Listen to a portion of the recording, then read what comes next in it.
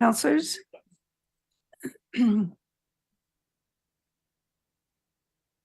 evening, everyone. I would like to call this council meeting of April 17th, 2023 to order and request that we stand for the national anthem.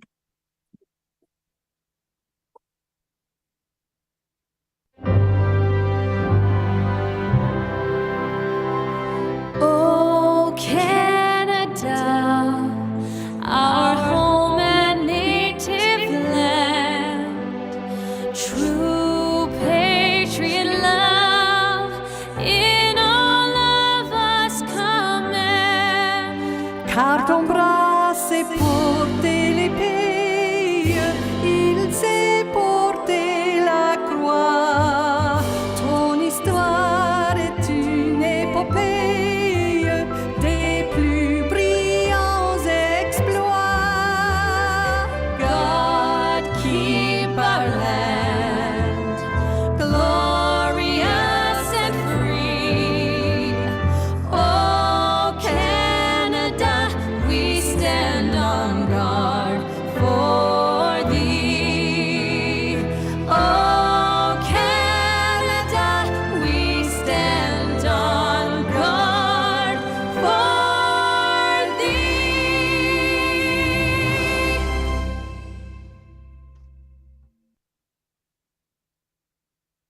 Thank you very much. I'll begin by reading a safety notice. In the event of an emergency, please evacuate the council chambers to the left and obey all instructions given. If assistance is required, please see the clerk. Madam Clerk is to my right this evening. Once you've evacuated the building, please gather in the front parking lot outside of Town Hall. Would everyone please ensure that you place your cell phones on silent or turn them off? And lastly, to those who are watching, the Town of Lincoln Council meetings are posted on our YouTube channel. Niagara Region is situated on treaty land. This land is steeped in the rich history of the First Nations, such as the Hattawandurunk, the Haudenosaunee, and the Anishinaabe, including the Mississaugas of the Credit First Nations. There are many First Nations, Métis, and Inuit people from across Turtle Island that live and work in Niagara today. The regional municipality of Niagara stands with the town of Lincoln and all Indigenous people, past and present, in promoting the wise stewardship of the lands on which we live. All members of council are in attendance this evening. We also have senior staff attending both in person and remotely. And this evening, we welcome Kim Rossi from Pathstone Mental Health, who will be joining us in a presentation, as well as Julie Andrews, the CEO of the Lincoln Pelham Public Library, with a presentation. And as is usually the case, almost always the case, Regional Councillor Foster is with us again this evening. Do members have any additions or amendments to the order of the agenda?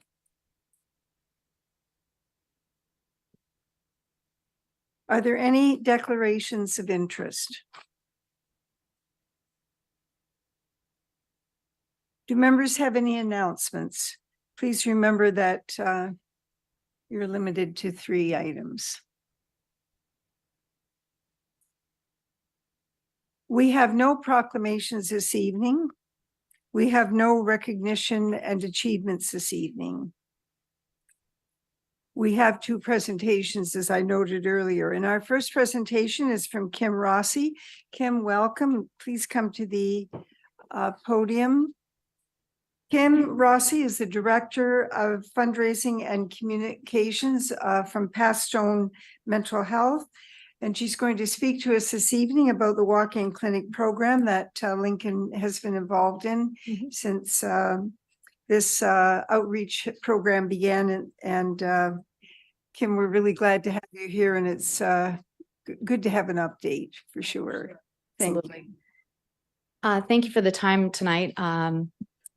I think the last time I was here was pre-pandemic, and you were one of the first areas to have one of Pathstone's walking clinics. And I can tell you now that there are 10 of them in all right across the region, and they're very busy. So I've just got a brief update. A lot of this information you're probably very familiar with. Okay, and I have the power to go through these. So what happened through the pandemic is the fact that the data changed. It was 1 in 5 that were affected by a mental health issue, and this is children that we're speaking of. And now we know that that number is 1 in 4, actually.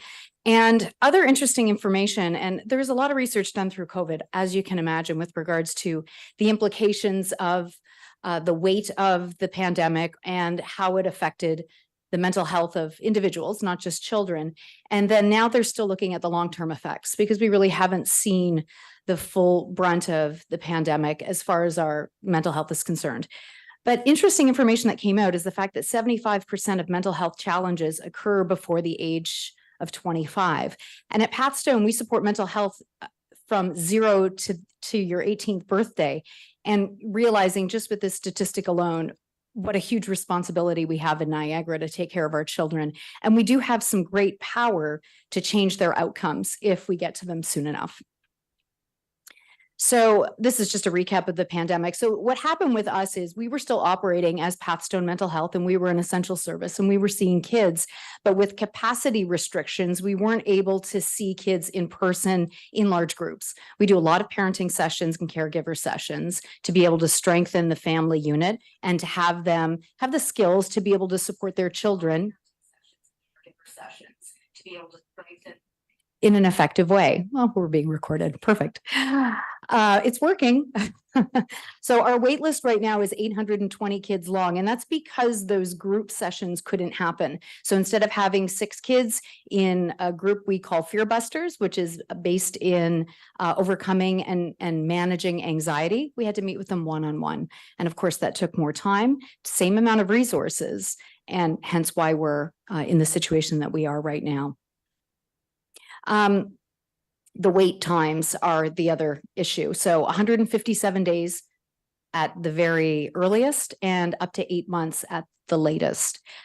Brief services is the one that has the longest wait list, and we describe that as 6 sessions or less of mental health support. So what's happened is kids are waiting so long to be seen. When they are seen, it's more than 6 sessions that we need to do with them now. And we don't want to say, well, geez, you're in the wrong program now. We have to put you back on a wait list for a longer term program. So we're seeing them in brief, but we're seeing them a lot longer than that 6 session allotment, because we need to support now the complex issue they may have. And so again, that's delaying us, and that's why there's such a wait there. Walking clinic, as we said from the beginning, is part of the solution, and it continues to be. It is the front end of how Pathstone hopes to operate a few years from now, where kids are coming to us immediately, they're being seen and supported immediately, and then they're on better footing to go forward. Oftentimes when we see kids at walking clinic and we do survey them after their session, they're coming to learn coping strategies, which is exactly why the walking clinics were created in the first place.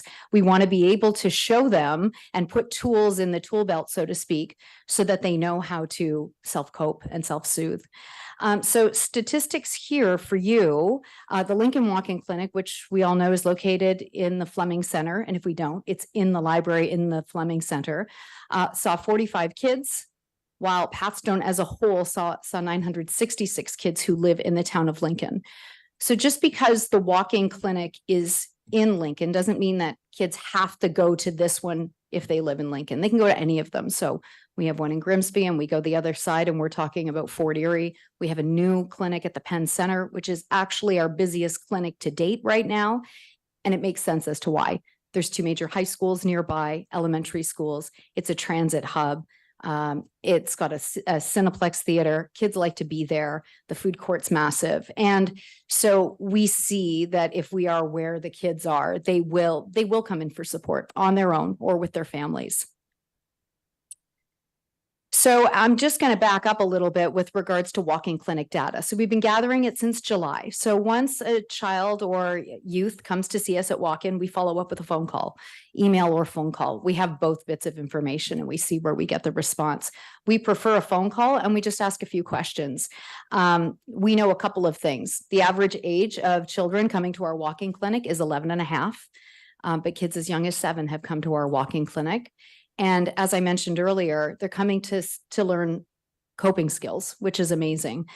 They see our space as a safe space for them to talk openly and freely. They feel that they're understood, heard, and their feelings are validated. So there's just a quick graph as to the top reasons why kids are presenting to walk-in clinic. But the information below I find is even more compelling. 98% said they felt heard and supported. 100% would come back in, and 100% say they'd refer a friend. This is just some additional feedback that parents and kids are saying with regards to the walk-in clinic. It's a welcome space. They wish they would have accessed it earlier. We hear that often. And kids can come back for multiple sessions.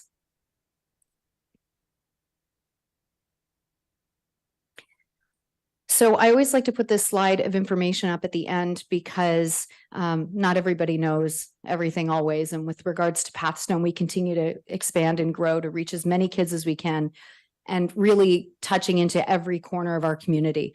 PathstoneMentalHealth.ca is the best source of information. We're all over social as well. But walk-in clinic is Monday to Friday. No appointment is necessary, no health card, no doctor's referral.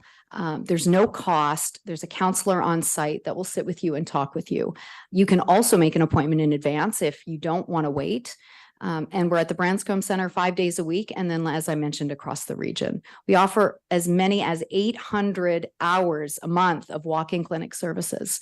So it's really, if anyone is struggling, is children and youth, that is the best place to start. If kids are on our waiting list, it's also a great resource while they wait.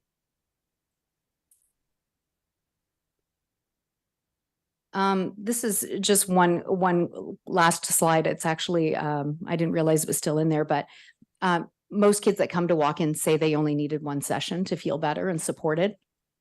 Many would have never made an appointment, so they're glad that they have the option. And many come for the first time just to see what therapy is like. And I'm glad that the experience that they're having is 100% felt that they would come back if needed, and 100% would tell someone else. The more people that know about the walk-in clinic for Pathstone and the services we provide, the better we are as a community for it, because they may not be in front of me or in front of someone from Pathstone, but they may be in front of you looking for information, education, and support. And now I feel that you're ambassadors to direct them accordingly. Thank you. Thank you very much, Kim. And I'm sure that the counselors will have questions. It's quite enlightening, and your timing is really good for coming to have a chat with council. So, Councillor Russell. Thank you, Madam Mayor. Through you to Kim, thank you very much for that presentation. Just curious, what are the general reasons why kids are coming in? There's really nothing general about it, but if we want to put it into categories, younger people through the pandemic were dealing with anxiety. Teenagers were dealing with depression, high numbers of eating disorders and self-harm among young people as early as 11 years old. And it's just a matter of they lost a couple of years of their life. I have a 16-year-old who missed grade 8 graduation, starting in high school in grade 9, semi-formals, dating, relationships, new social circles, extracurricular. So I think a lot of kids are dealing with what that loss feels like. They may not have felt it in the moment, but they're starting to feel it now. My daughter felt the impact of missing grade 8 graduation when she went to her neighbor's grade 8 graduation and said, "Oh, that should have been us up there. We need to be on the wall at the school," and there's no grad picture of any of them in the school. So it's those sorts of things. So we're just teaching them how to move through those misses. Okay, thank you. And Madam Mayor, follow up? Yes. Again, COVID notwithstanding, because obviously we haven't had a pandemic in our lifetime to see this kind of impact. But again, you have the stat there that after age 25, things seem to get progressively better, or at least the statistics for reach out for mental health issues is not the same as it is under 25. So what happens after 25? Is it just a maturation process, or? So when you read the stat, 75% encounter a mental health issue before age 25, it doesn't mean that it's been managed yet. So you might see 40, 50, 60-year-olds that realize later in life that they have a mental health concern, but the origins of it are from childhood.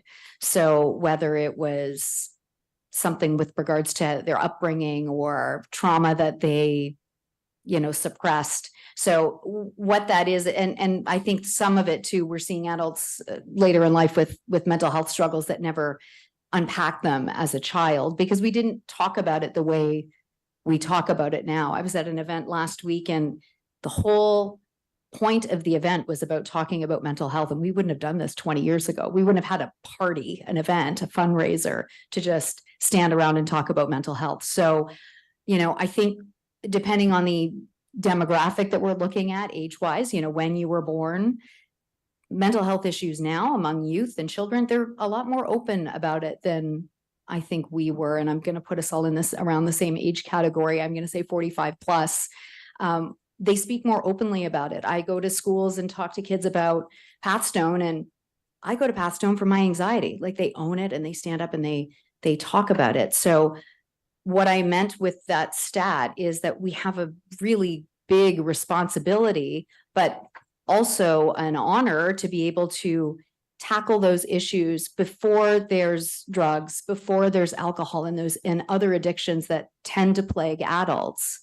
And we have the opportunity to take almost a infant-like mental health struggle before it becomes a major one, a paper cut versus something that requires stitches, if you will. Oh, good analogy. Mm. Thank you, Madam Mayor. Thank you. Thank you. Thanks. Next, we have Councillor Njima. If I can get my.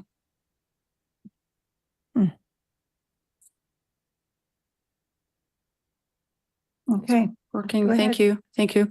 Thank you for the presentation. Always interesting. And I think it was Judge Judy who used to say, Councillor Russell, that you're not fully baked until you're 25. I thought of that when you asked that question. Apparently there's something to it. Brain development. So one of the questions I have is, if kids that go to the Fleming Center and use the walk-in clinic on Thursdays, are they, first of all, is it well used? I might have read that in here, but I missed it. Is it very well used? And the other question I have is, if they were to go there week after week, let's say they were to go for 6 weeks in a row, would they see the same person? Could they expect some consistency in that? Yeah, so I'll answer both questions. So yes, it is a well-used walk-in clinic. It's not the very busiest, but it is still a very busy one. So it's in the top 4 of the 10 we have. Mm-hmm.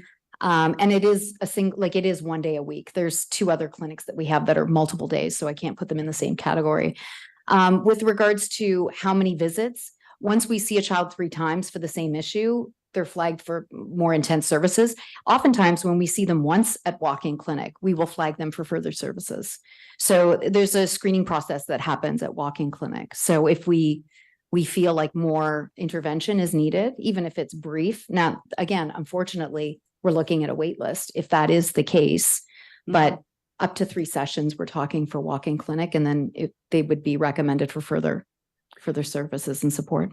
So would the same person be there week after week? Yes, Typically, it is the same person? it is the same person. Okay. Yeah. Thank you. We have 2 offsite walk-in clinic staff that take care of all of the offsites that are not at Branscombe Center, and it is the same staff at every. So your clinic has the same staff member every single week. I think that would be comforting. Consistency of care is important. Yeah. Okay. And I have another question, Madam Chair.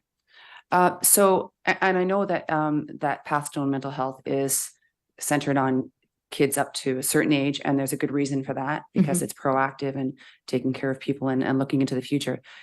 I'm wondering what there is available for adults in the community?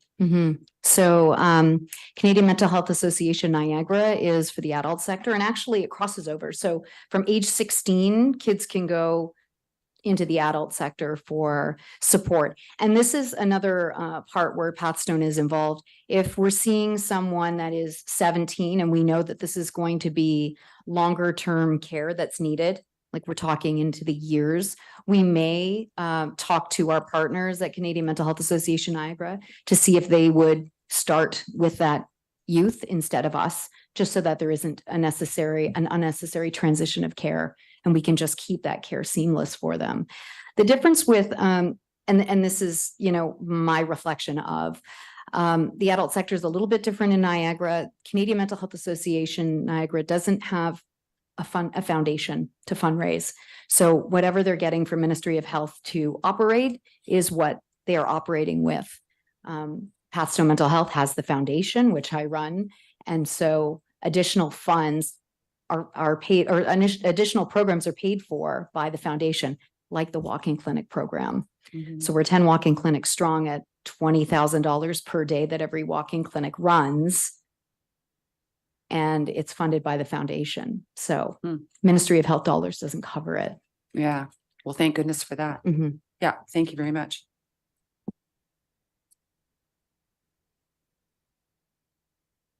Thank you, Madam Mayor. Through you to Kim. Thanks for the presentation, Kim. Yeah, some really interesting stats. And I'm glad you mentioned that one. I really jumped out at me that it really resonated, that 100% of these kids said that they would refer a friend, and 100% said that they would come back. That's pretty amazing. So I guess the first question I would ask, and the answer seems to be obvious, but when the number has gone from 1 in 5 to 1 in 4 during COVID, is it unquestionably without denial that this is probably the most difficult time to be a kid in 2023? Yeah, I think the pandemic definitely played a role, but I just think it is like, I remember high school and, vaguely, let's say, I don't remember the fine details, and, we didn't have social media to deal with and that sort of thing. I think about, the time when you weren't invited to a party, right? The invitations went out and you didn't get one. And so you were a little down in the dumps that you didn't get invited to this party, but you probably forgot about when the date was because, well, you weren't invited. On social media, you miss the invite. You see all of the people that did go to the party online. You see the after party moments, and it doesn't leave. It stings a little bit longer. We talk about, kids can drive at 16 and you can drink at, 18 or 19, but anyone can be on social media. There's no training. There's no, book to read. There's no requirement whatsoever. And I just don't think we're all built in a way that we can protect our, in kids' cases, hearts from, the harshness that sometimes social media is. So I think that's a huge part of it for sure. Additional question, Madam Mayor. So one of the things that jumped out at me on the one slide was, why they were seeking support. And, obviously we hear all the time about, peer pressure in schools. We hear about, possible, abuse in the home relationship, in the household. But I'm just wondering if you could possibly, from your perspective, shed some light onto maybe the definition or just a little bit more awareness when someone would say that the reason they're coming is they're needing a safe place to talk. So safe place can take on a number of meanings, right? Depending on the person. So, virtual mental health support is not a hit for us. Kids do not want to be on video talking to a counselor. And I know some people think it was the answer during COVID, and it sort of was for us, but not really. Like, given the choice, and we do offer kids the choice. Do you want to talk on the phone? Do you want to come in person? Or do you want to speak to us via video? And they always choose in person. So when we talk about a safe space, it's kids don't really have privacy at home. Like, they have a bedroom maybe, but it's not like, the walls are soundproof. So being able to be in a room with a therapist or counselor to just offload to someone that they feel they can trust and they know they can trust, is our definition of a safe space. Mhm. Yeah. Final question, Madam Mayor. So I'm wondering, obviously when the average age of children coming into the clinic is 11 and a half, I reflect on that and then I hear you say that your most popular, your busiest clinic is at the Penn Center, Transit Hub, high schools. I'm just wondering, with the average age being 11 and a half, like how many of these kids are coming into a clinic with a parent not beside them?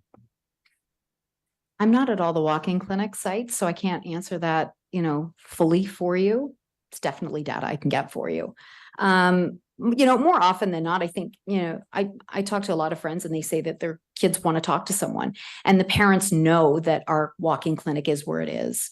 A friend confided that she, her daughter wanted to talk to someone and she said, well, it happened to be Monday. So I knew you were at the Penn Center. And so I called and they said I could, go right in with her. And the parent waited in, we have a great little dining room table with like Yahtzee and all kinds of fun stuff for parents to, play. And her daughter went in to talk to the therapist on her own and felt comfortable to do that. Parents are invited in as well, but we do have spaces for them to wait too. So to kind of answer your question, I know 11 and a half may seem young, but I don't know. I think kids get a pretty strong sense of self at a young age. Yeah. Mm. Yeah. Thanks very much.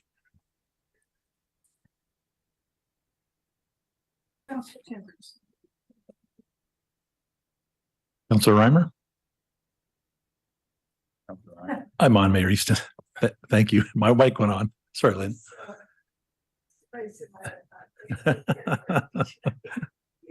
Thank you, Mayor Easton. Thank you, Kim, for taking the time. I was able to catch your interview on the weekend as well with Ruth Unruh on 610. So it was that was interesting. Lots of numbers and the counselors have addressed some of those. I have a couple of questions with the 966 kids from Lincoln throughout all of the drop-in centers. Would that represent kids, and is there multiple kids in that from families? So is there 966 kids that made use of the services? Do we know how many of those would be like, 2 or 3 from the same family? Or is that something that's tracked, or is it all individual? So the 966, they've accessed Pathstone services in some form. So whether they've come to us at Branscombe Center for a longer program, they've come to walk-in, but the number I showed you for walk-in was around 45. Most of them are in a longer term program. What I don't know, and I can find out, is how many from the town of Lincoln are on the wait list. That's the other part. Not saying typically, families aren't, the whole family's coming to therapy, in like all of the children. It just depends on the circumstance. It's not necessarily all like families, both children or 3 children or whatever are coming, but those are unique clients. So those aren't, visits. Those are children that have been in service. So I don't know exactly the makeup of, if there's a few from one family or not. Okay. And a follow-up, Mary, just with regards to that same number, in your estimation or from what you know, is there other agencies or other programs available? So what I'm getting at is that 966, would that be 80% of all the kids, that are seeking, counseling in Lincoln, or is that close to, in your estimation, would you happen to know that? You're asking me based on how many kids live in Lincoln what is that representing, that 966? Yeah. I don't know what your youth population is in Lincoln. Well, no, I meant more so, But, Kim, yeah. like more so of the other programs out there. How many kids from Lincoln, or are there any? Is this the only one that's available to the kids? Pathstone is 95%. Okay, that's Yeah, so that's a pretty true picture of Yeah. the number. Okay, no, that's great. Thank you very much, Kim. Yeah, you're welcome. Thank you, Mary. Councillor Timmers. Thank you, Mary Easton. Through you to Kim, thank you very much for being here again and your presentation. The conversation around mental health is certainly becoming a lot more prevalent, a lot more normalized, which is fantastic. And, kids starting at a younger age telling their friends and not being afraid to speak about it is a great beginning, and you know, it will carry them through. Becomes more not something that they're embarrassed to talk about. But I guess my question, there's a lot of great questions here tonight. So mine is around the waiting list. So someone comes in, a child or youth comes to the walk-in clinic, you assess them, you refer them, and now they're on the waiting list. So for a family with an 11-year-old that needs further treatment, waiting 157 days, up to 8 months, that's a long time when you're struggling. So what do the families do while they're waiting? Like, is there other avenues to help support them? That's a perfect question, actually. So what we have been doing since this wait list got to, you know, what it was, or what it is, I should say, we have a team that actually calls all of the kids or families that are on the wait list to do a check-in. So they talk about, you know, where their symptoms are at, what they're feeling, how they're feeling. We refer to walk-in clinic while they wait, for sure. Crisis and support operates 24/7. So they've got that as a resource. But keeping in mind as well, if parents have a child that are struggling with their mental health, it takes a huge toll on the parents and caregivers as well. And they're with them almost, let's say, 24/7. So what do we do for them, and how do we support them?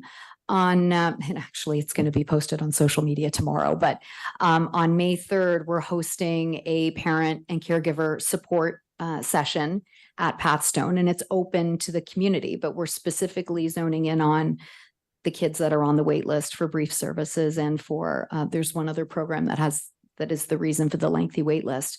And they're coming in, and it's a free session with our family support provider. So, you know, it does a couple of things. It allows them to get some support and some information, learn a little bit more about Pathstone, and meet like-minded, like parents that are in the same boat. So there's support in that kind of connection as well. So that information will be up on our social media on tomorrow, actually. And it's May 3rd. It's an Eventbrite sign up. It's absolutely free. There'll be childcare on site, so parents can, you know, bring their kids if they need to, if they don't have childcare arrangements, refreshments, etc. Oh, that sounds really good. You know, support for parents when you're going through something like that. If you can relate and talk to somebody else, it's huge. Yeah, absolutely. Right? So thank you, Maryston. Thank you very much, Kim. Thanks very much, Counselor. And now, Counselor Mikulik, please go ahead. Thank you very much, Mary, and through you to Kim. Great presentation, great work that you're doing as well. I think question I have is what communication do you have with the local schools as far as letting administrators know the services that you're offering that are within footsteps away? I feel as though teachers and principals or admin staff may pick up on students or children that might benefit from a visit to Pathstones. And I'm just curious, and I'm asking because that's where I met you. I met you at St. Edward's School, and I thought that was wonderful. So, So when we met, we were launching the Wellness Well program at Niagara Catholic, and that was how many years ago? 4? Yeah. 4 years ago. And since then, we've, you know, embraced that program and grown that program. So Wellness Wells is an opportunity for kids to get more information about all different types of mental health issues in a high traffic area of the school, as well as post their own messages to support other students. That program went on for quite a while, and then we flipped it last year to Wellness Stalls, and we went across the region, and we're in public pools, arenas, community centers, shopping malls. You close the restroom door and you're met with a motivational message or a mental health support message with a QR code that you can scan that leads you to Pathstone services, information on walk-in, information on crisis services. And the whole goal of that was to get everyone in our community on the Pathstone team, essentially, with how to relay, if they don't need the support, to someone else that might need it, and how to find us. So circling back to your question with regards to the schools, we have a great relationship with both the DSBN and NCDSB and Ridley as well. We're in touch with them often. Our teams connect with them often. Our posters are up in their schools in the hallways. Rack cards go home with kids every year at the start of the year, talking about all of our walk-in clinics. So it's quite an open, they're a community partner of ours and we work heavily with them. It's fantastic. Mm. And one more question, just a little bit of clarification. I'm leaning, like I had a question very similar to Councillor Reimers, but I didn't quite understand it. So you mentioned that there was 45 kids that showed up to the Lincoln Fleming Center. Do we know if they were local to Lincoln or if they were perhaps somebody from St. Catharines that came to Lincoln that knew that it was open that day? So those were Lincoln kids. Those are that Lincoln, 45 are Lincoln yes. kids. They weren't from St. Catharines. They weren't, okay, No. perfect. Thank you. Mhm. Thank you very much, Counselor. Counselor Pachariva. Thanks, Your Worship. Thanks, Kim, for the presentation. Good to see you. And it makes me, you know what, you see numbers like this and it makes me very proud that we were one of the first ones to establish the walk-in. We had the announcement last week at the State of the Region about the increase in funding for mental health, homelessness, and addiction. Will any of those funds go towards you and your programs? Not likely. Not likely. So, having said that, if I may follow up, Your Worship, what do we do to help get this backlog down? What can be done? Well, you know, it's there's a couple of ways. So first off, we're low on staff, like everybody, right? Everybody is dealing with that pressure. So we have about 6 full-time social worker positions that are posted at Pathstone. So if you're a social worker and want to apply, you can visit our website, pathstonementalhealth.ca, and click on job opportunities. I'm working on going outside of the region to start looking for social workers, talking about Niagara region, why it's a great place to live, to raise a family, how we will help you relocate here. And it's a whole family affair. It's typically, you know, we're a female driven sector and 90% of staff at Pathstone are female. So we will assume that they may have a partner, they may have children. So what does that whole family picture look like when relocating? So that's kind of one of the strategies. We need to get outside of the region to tell everybody about Pathstone, about what it's like to work in this sector specifically. A salary and benefits is great. It's a great way to make a living and pay the bills, but in the sector that we are, it grows your heart too. And I know that may sound, you know, a little sappy or cheesy, but having an impact on someone else's life and changing their life and their outcome and knowing that you put that print on their life is life-changing. It brings great fulfillment. And I think that if we are telling our story differently than just, we have a job posting, we offer benefits, I think we'll get the right people working for us at Pathstone and then adding to the fabric of our community and our region. Terrific. Thank you very much. Yeah, thank you. Counselor Murray. Thank you very much, Mayor Easton. Through you to Kim. Kim, very nice to see you here again today. I was just wondering, a bit of a follow-up to Councillor Mikulic's question, talking about working with the schools and to tie in a lot of different things. So lack of staff, so not nearly enough social workers to deal one-on-one with kids. A little challenging sometimes for kids maybe to be able to access it when it's not there. Are there any opportunities to partner with schools to incorporate some of this coping skills training? Because you had said one of the main drivers was looking for coping skills. Is there a way to build that into the curriculum so that you could do it in a group way so that, you know, nobody feels singled out or anything, and you can give them some of those tools without needing the one-on-one meetings? Fair question. So the interesting part is the school boards combined. So DSBN and NCDSB have about 34 social workers among them, which is actually, you know, more than we have. So they are at a bit of an advantage when it comes to being able to support their students. DSBN probably has the lion's share of the social workers for sure, if they're a larger school board, but Pathstone was in schools. In those schools for a really long time, up until June of last year, where we had to call our staff back to Pathstone because the wait list was as huge as it was. We need, and it's an all hands on deck approach to be able to see the kids that we're trying to see. The other part about the schools is, and they have their social workers to deal with the kids that are there, but come summer, schools are closed and those kids are coming to Pathstone. They just are. Our referrals are way up from, as in new clients coming to our doors in the summer months, when typically we used to not see that kind of influx because summer is a little more free flowing, not as rigid, not as scheduled. Kids aren't as under the same amount of pressure or stress that they might be during the school year. So while there's a really good partnership with the school boards, we're kind of strapped as to how much more we can dedicate time-wise to being in the schools. Fair enough. Yeah. Thank you very much. Thanks very much, Counselor. Now, Counselor Russell and Counselor Benjima, obviously very interested in this subject. So one question and no follow-up. Fair enough? Okay, go ahead, Counselor Russell. Thank you, Madam Mayor. I'm going to make sure I ask it as easily, quickly as possible. But we don't often get this opportunity, so I'm going to take advantage.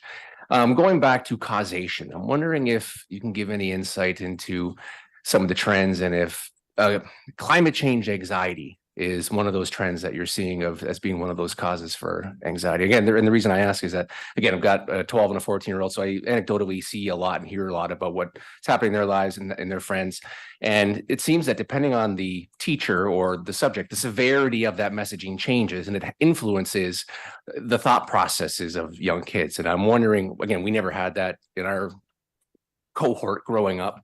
So I'm wondering what kind of an impact that has, and if it is a trend or if it's just something that's kind of in the background.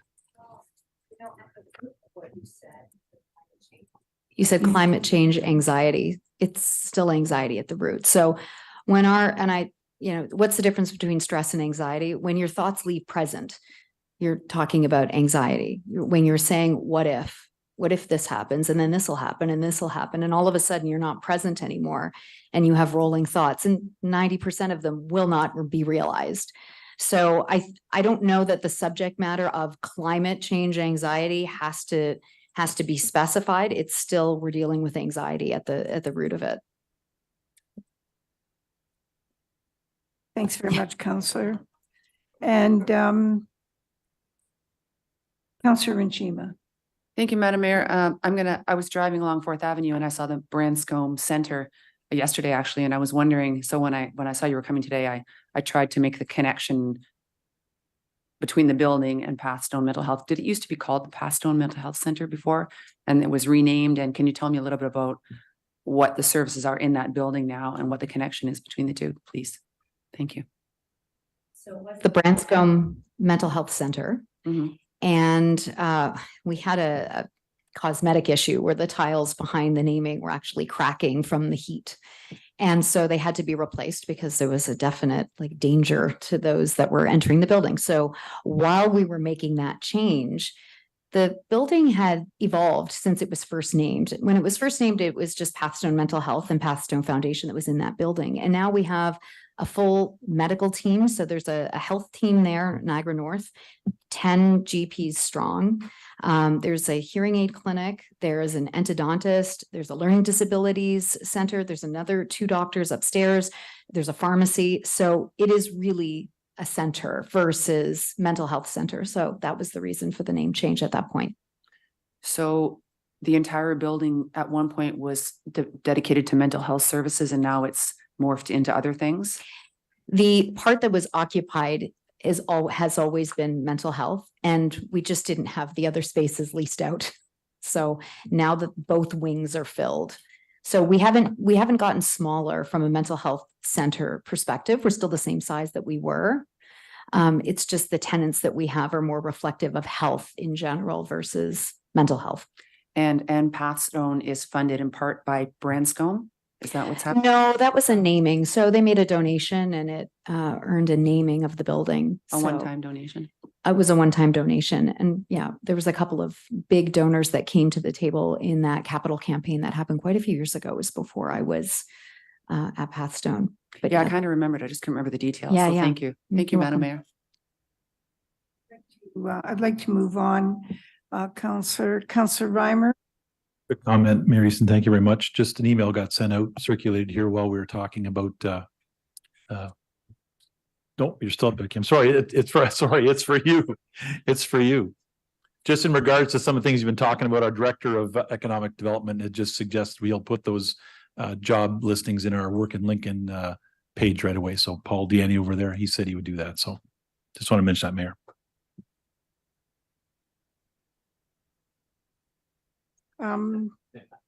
Counselor Reimer, you didn't say the number. Now I have to look it up again. Lincoln.ca. Yeah, but Work what was in it? What Lincoln. was the number? Just, 6 social workers. oh, that's I'm what Kim sorry. I thought mentioned. you were talking about the total number of youth, That was with the In previous Lincoln. 966. 5,600. Oh, sorry, that's the email. That's correct. Yes, Yeah, yes. 5,600. Okay, all right. That's great. Did you want to leave, Kim?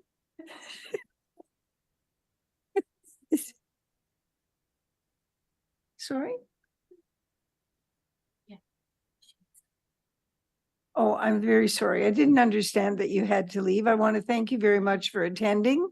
And I think that maybe Councillor Foster and I need to have a conversation with you about the funding and the relationship to the region. Could we leave that to you to set up? That would be great. Thank you very much. Thank you, Kim.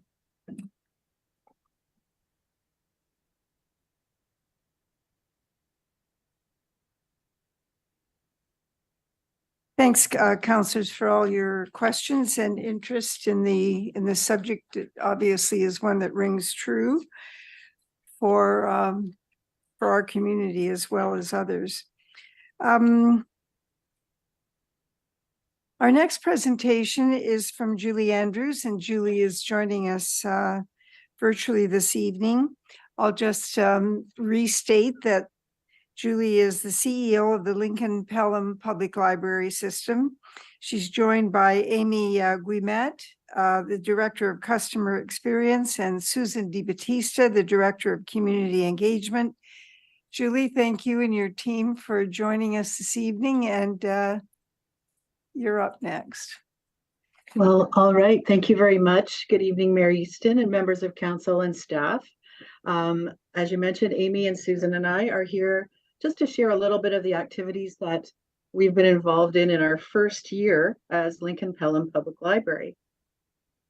And so we have a quick video. If we could click that link, please, Deanna.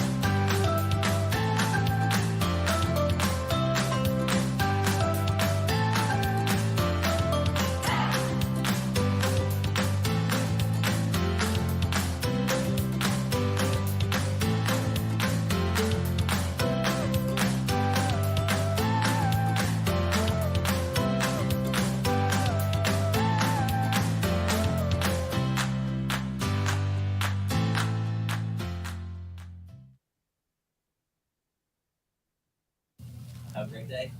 Small businesses are the heart of our communities. So Desjardins invited loyal customers to share what they love about their favorite local businesses.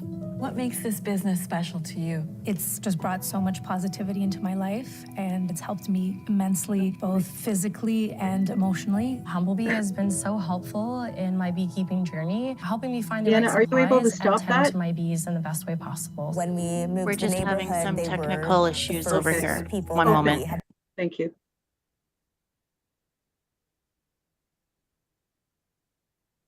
Okay, Just a little excitement. I know, right? Well, that's all good. So as you know, on April 1st, 2022, we merged our two municipal library systems. And we've been really happy with what we've been able to accomplish already. We started out with just fantastic staff. We had great branding. We have the support of wonderful councils and staffs of both the towns of Lincoln and Pelham. And so we just hit the ground running and last summer with all 4 branches and thousands of programs attended, both in-house and at our many outreach events. I believe we had over 8,000 people attending just the outreach events alone. We're really fortunate because we partner with so many community groups, and it really helps to increase the reach of the library and deepen the impact of our programs. Next slide, please. So as it quickly flew by in the video, you got to see that we had over 29,000 people attending our 880 programs that we delivered in 2022. We registered about 2,200 new members and drove over 1,000 kilometers in good old Rosie, spreading the library love.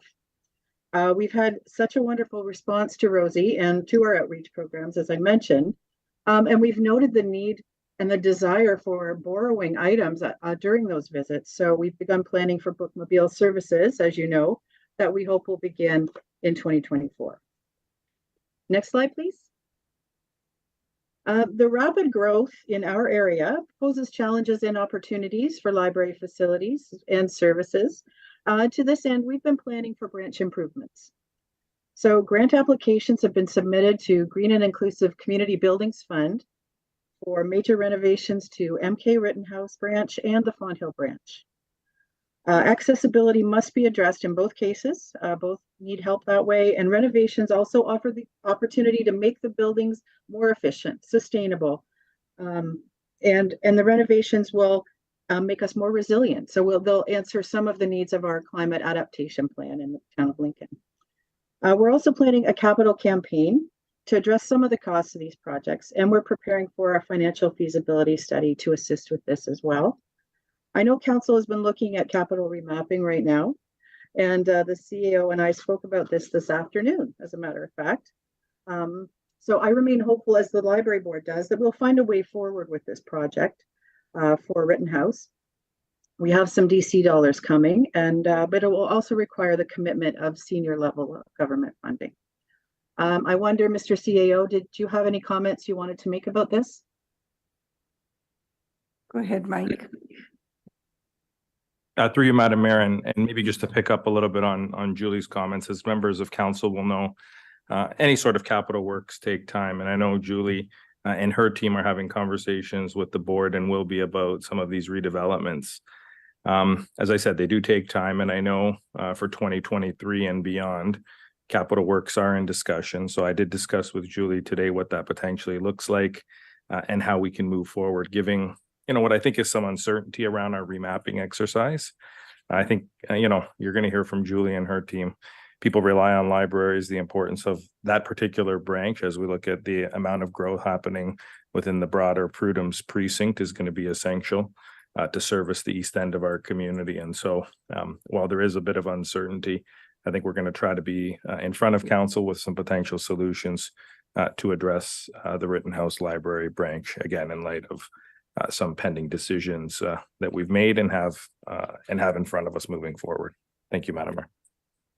Thank you very much, Mr. CAO. Would you like to continue, Julie? I would. Thank you, Madam Mayor. So the library has launched a community survey just recently on our anniversary date, and it will help us inform planning for these branch renovations, strategic planning for our board of directors. So we really encourage all members of council to help us by completing that survey and encouraging others to do so as well, so that we can hear as many voices as possible. Next slide, please. So the library began a new fundraising program in 2022, and it includes our program called Books on the Bench. It's a series of events that feature authors and local food and drink. And you can see this, this is an image at Calamus Winery, and we had local author Adam Schultz speaking to a sold out audience. It was a really great night.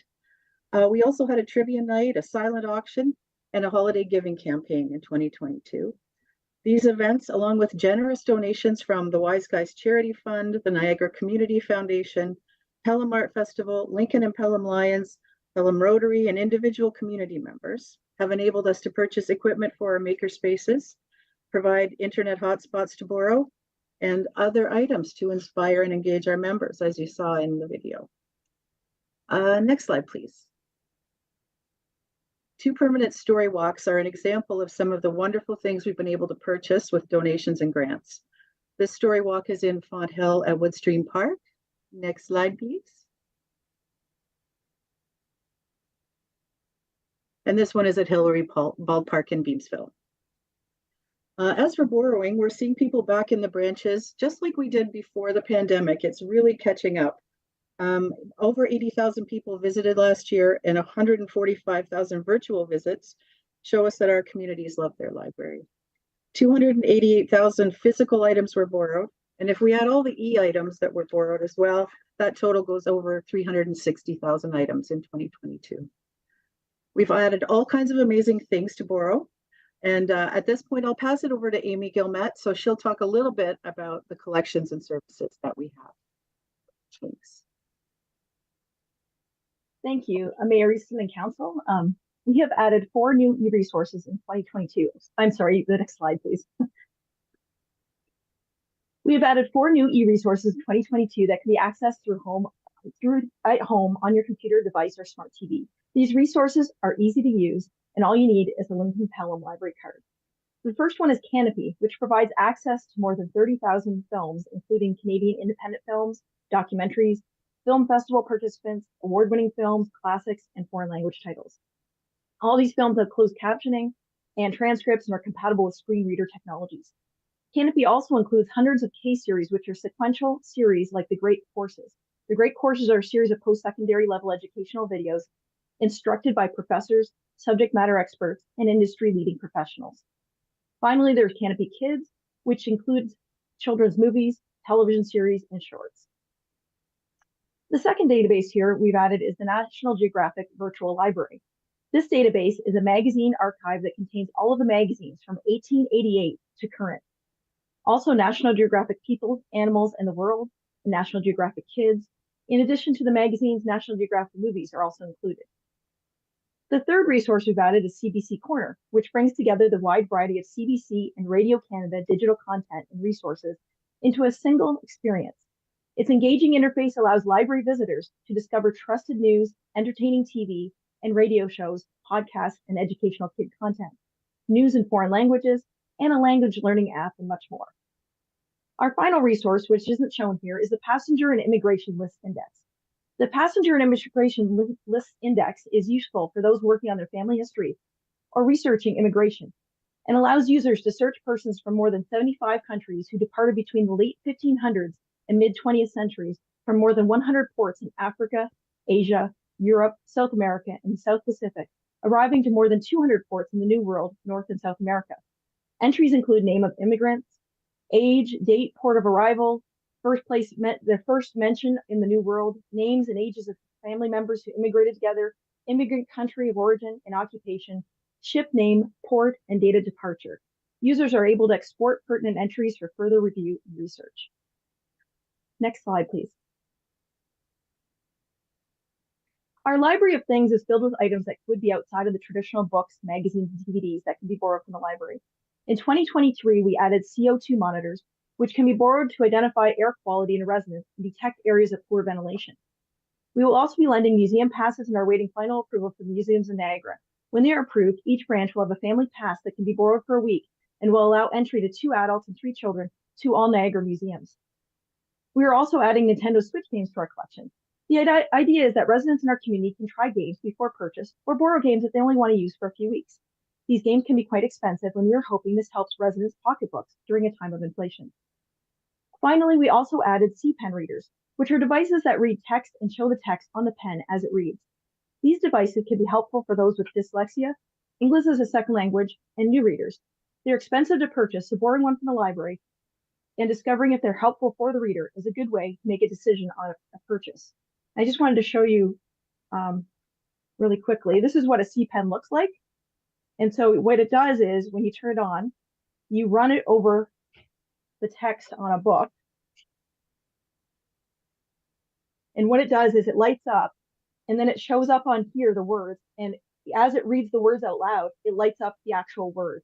So that helps the reader understand what it is in front of them, what words are in front of them, how to pronounce them, things like that. Next slide, please. As we enter into spring, this is a reminder that we have fishing rods, tackle kits with nets, and life jackets for borrow. These kits are meant to introduce kids to other outdoor activities and have the added benefit of trying out something and seeing if a child enjoys fishing before shelling out the money for their own purchase. Or perhaps grandkids are visiting, and this is something fun for a weekend adventure. Next slide, please. This past winter, we added snowshoes and poles. These come in a variety of sizes so a whole family can borrow them. Again, this is something that not a lot of people have tried, and maybe they want to try it out before they buy. Other library things we have are Wi-Fi hotspots. This is what a Wi-Fi hotspot looks like. They give unlimited data for up to 5 5 devices at once. We have ukuleles, we have guitars, as there's one in the background here that I have, a telescope, nature backpacks, launch pads. Launch pads are like little tablets for kids to use that have educational games on it, and they don't go on the internet, so parents can realize that it's safe for their child to just sit in there playing the game because they're not going to access anything that's inappropriate. We have park passes, puzzles, and more. In 2023, we'll be adding a metal detector and a GoPro for borrow. Next slide, please. Our Seed Library Seed Share program has really taken off. We have instituted an identifiable seed potting bench at each branch so that it's easy to see at any of our 4 locations. Many of our seeds were donated and most of the seed filing has been completed through our volunteers. This is truly a community project that benefits many. Next slide, please. Starting in the next month or so, we'll be tagging all the books, DVDs, and magazines that are owned by the Lincoln Pelham Public Library with RFID technology. RFID is radio frequency identification, which allows for the use of technology to more efficiently be checked in and out and frees staff for duties that involve more interaction with our customers. It also allows for the library to add in services that can increase 24/7 access to holds and browsing. Due to a municipal grant obtained prior to the merger, we are adding a lending machine at the Meridian Center in Fawn Hill in May, and we'll be adding lockers outside the Pelham branches for 24/7 hold pickup in the coming months. In this picture, you can see the lending machine. The way it works is that when the doors are shut, the technology keeps an inventory through RFID. A customer can open the door through the use of their library card, and when the door is shut again, the machine takes a new inventory. Any items that were there before the door opened, but were not there when the door was closed, are checked out to the customer's card that opened the door. In the first 3 months of 2023, we have circulated over 90,000 items and over 20,000 e-resources. This is an exciting time to visit a library, and the variety and type of materials and technology we can offer is leaping ahead. It is truly a time of great change with exciting possibilities ahead. And now Susan DePatista, our Director of Community Engagement, will talk to you about programming and outreach. Thank you very much, Amy. Susan, go ahead, please. Hi there. Next slide, please. Let's see. So one of the big projects that we've undertaken over the past 12 months is aligning Lincoln and Pelham's public library programming, outreach, and community partnerships. So in each community, we offer regular early literacy programming for kids ages 5 and under. And this kind of programming encourages parents and caregivers to interact with their children through singing, talking, reading, writing, and playing. As part of this programming, we offer storytime sessions, and you can see some of our very young participants in the photo on the left.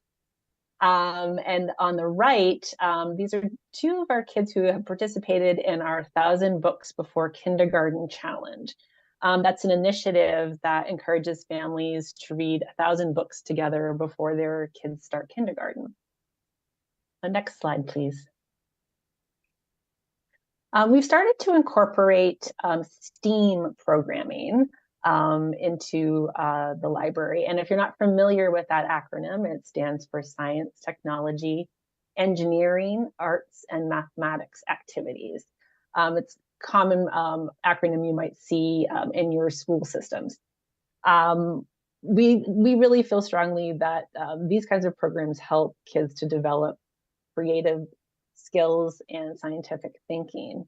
So some examples that we have here are programs for school-age kids that we've done over the past 12 months or so, using our 3D printer, which you can see on the right. We do regular appointments and things like that for school-aged kids to come in and learn how to use our technology. And our photo on the left is a common program that we have called Art Attack, where kids can come in and create their own works of art. Next slide, please. Pictured here is our staff member, Margaret, who is the driving force behind our very popular Books Unboxed service for grades 6 and older. This is a bi-monthly subscription box service where Margaret puts together books for participants based on their requests. There's about 90 participants, and Books Unboxed has been great for us because it's helped us to identify areas where we can support that tween and teen age group through our collections and our... Next slide, please. We also offer programming for families and adults of all ages. So one of our most popular programs over the past 12 months here is on the left, and that was Storytime with a Soldier. It was a program that we had shortly before Remembrance Day with Master Warrant Officer Haley McClellan. We also have a lot of intergenerational programming that were offered, represented by the photo of the two family members drawing two different interpretations of the dog and their family. And our adult programming ranges very broadly. So we offer seminars on really popular topics. We offer author visits. We also offer an opportunity for adults to simply come together to socialize and do crafts or play Scrabble. So this is on the right, a photo of the knitting group that meets on Monday mornings at the Fleming Library. Next slide, please. And I think most of you probably know Rosie, who is the LPP outreach van. Rosie really helps us to connect with our community outside of our physical spaces, and she's a very important part of our staff. Our outreach visits have been done all over Lincoln and Pelham, as Julie mentioned. Some of our common locations include parks, local schools, senior residences, and often one-time events. Such as the town of Lincoln's recent job fair in April. So we love to do outreach and get out into the community as much as we can. Next slide, please. And we're always looking for opportunities to work with other organizations, and we have some wonderful community partnerships in place. Couple of examples on the next slide. So on the right, we have an advertisement for a partnership that we have going on right now with the Lincoln Museum. It's a project that's supporting our Indigenous community called the Canadian Library Project. And it results in a grassroots art installation of books that have been wrapped in beautiful Indigenous fabrics that acts as a memorial to all the missing and murdered Indigenous women, girls, and children. And you'll be able to see those shelves displayed with these books over the next month or two at the Fleming Library, at the Fonthill Library, and at the Lincoln Museum as well. Next slide, please. Another recent initiative and community partnership we were involved with was One Book, One Niagara. And this project brought together all the public libraries in Niagara, as well as the libraries of Brock University and Niagara College, to connect the community through the shared experience of reading and then coming together to discuss the book. And this year's selection was the book called Care of: Letters, Connections, and Cures by Ivan Coyote. And these two photos are from the grand finale of the event, which was in late March. And it was a really special evening with Ivan Coyote coming to speak and read from their book. And on the right is a picture of the hardworking group of folks from Wadlow Niagara Libraries and Brockenagar College as well, who came together to organize this for us. Overall, we love doing our programming in the library. We love getting out into the community, and we're looking forward to starting up again this summer with our summer reading programs and all of our outreach to the parks as well in Lincoln. And I'll pass it back on to you, Julie. Thank you very much. So this is our last slide, and it's a shameless plug for our next event in Books on the Bench series, which is happening May 4th at the Good Earth Winery. We're featuring Perdita Felician, who is a wonderful speaker, a world champion, an Olympian, a TV host, a best-selling author of this really wonderful memoir, and an interesting political speaker as well. I'll just dangle that out there. So thank you very much for listening to our presentation this evening, and we welcome any questions you might have. Thank you very much, Julie, Amy, and Susan. Pretty obvious that these library agendas are pretty packed full. Okay, so we're going to go to questions then, and first I have Councillor Timmers. Go ahead, Councillor. Thank you, Mary Easton, through to our CEO and the staff that are on the call as well. Just fantastic. Your ears must have been burning today, because when I was going through the report, I was just talking about all the amazing things that the library are doing, how far we've come. You know, it's incredible. And I'm looking forward to Rosie coming up to Camden. So that was one of my questions. It was around the outreach, and you've answered that for me. And I just want to put something else out there.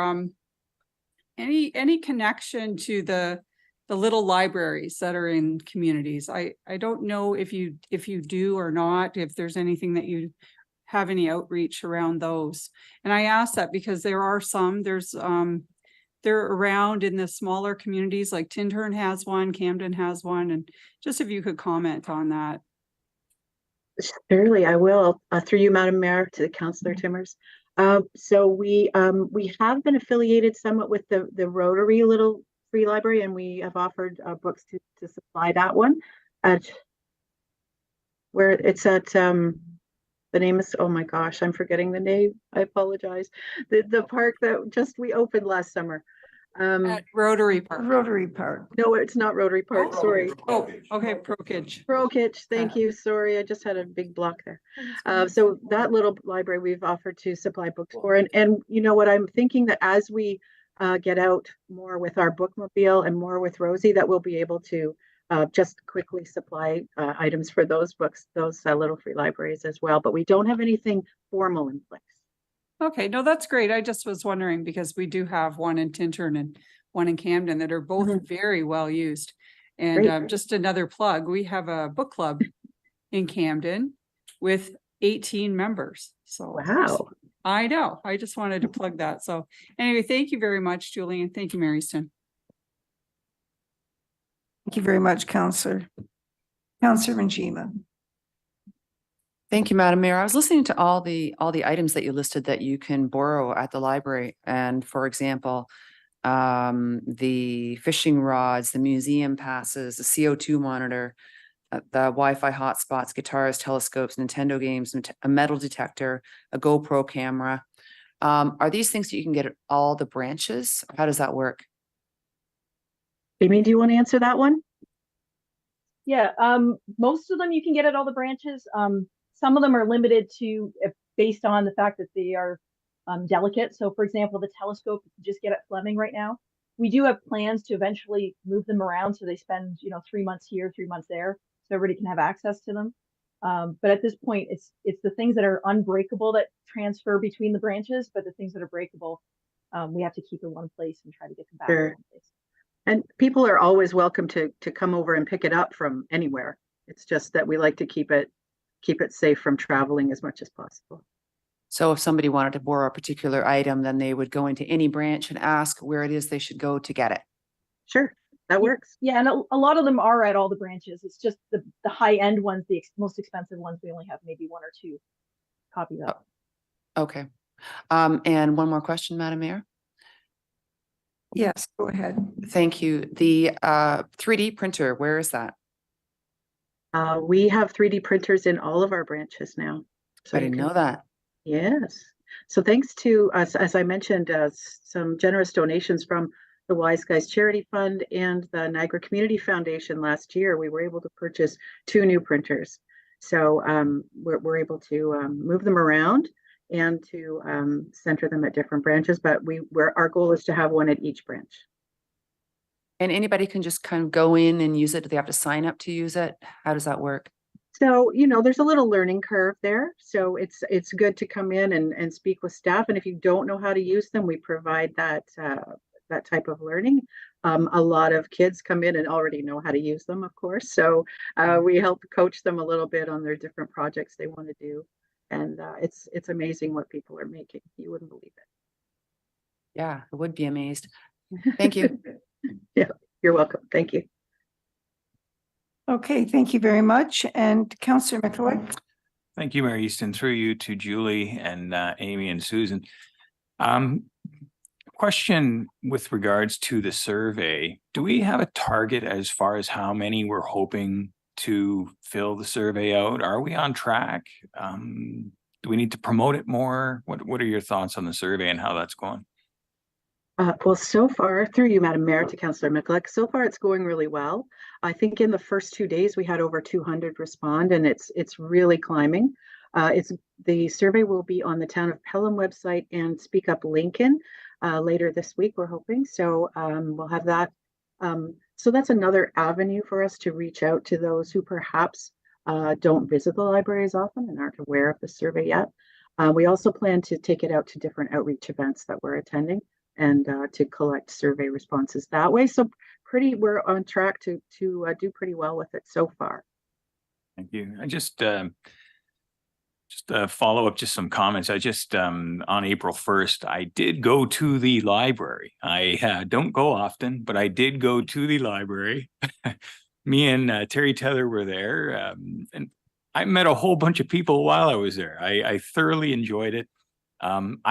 I didn't read anything while I was there, but I spoke and talked. It was a great social experience that I think libraries also afford to residents. So I thought it was wonderful. The highlight of my visit was there was an individual that came and we asked her to fill the survey out, and she spoke how wonderful the library was and how great it was. And it made my day when she said she was planning on making a gift to the library when she passes away. She was going to include the library within her will, whether she actually does or not. But she did say that to me. And I thought, wow, that is an impact on a resident that actually is considering doing something like that. I thought that was a great story and made my day.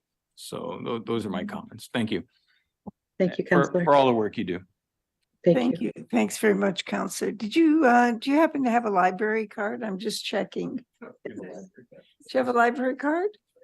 Oh, he does have it. It's very encouraging. Thanks, Councillor.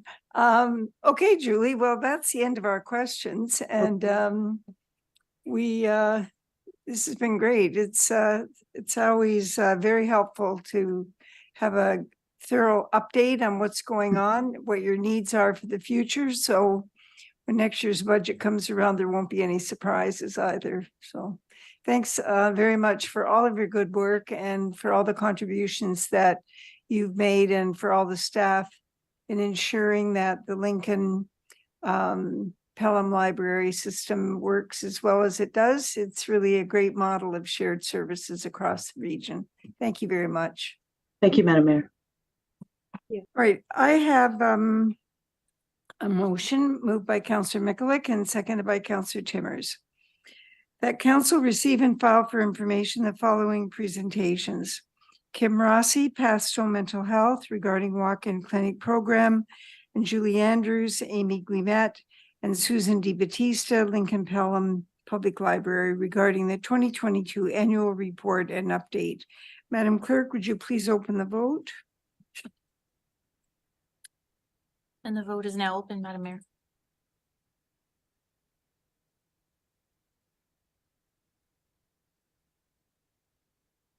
I'm closing the vote. And that carries. Thank you very much. The motion is carried, and we move on to item number 11, items for consideration, and there are none this evening. Item 12 is a motion to approve the previous council meeting. And we're now considering item 12.1, the council minutes of March 27th, 2023. Do members of council have any questions? I have a motion moved by Councillor Russell and seconded by Councillor Reimer. The council approved the minutes of the following meetings of council. Council minutes of March 27th, 2023. Madam Clerk, would you please open the vote? The vote is now open.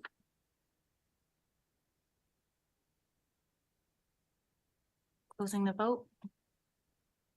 And that carries. Very good. The motion is carried. We're moving on now to recommendations from standing committees. And we are now considering the following. Committee of the Whole workshop minutes of March 29th, 2023. Committee of the Whole workshop minutes of April 5th, 2023.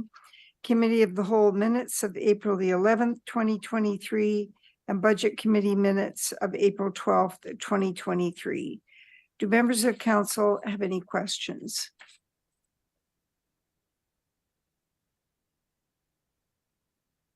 I have a motion moved by Councillor Rinjima and seconded by Councillor Murray.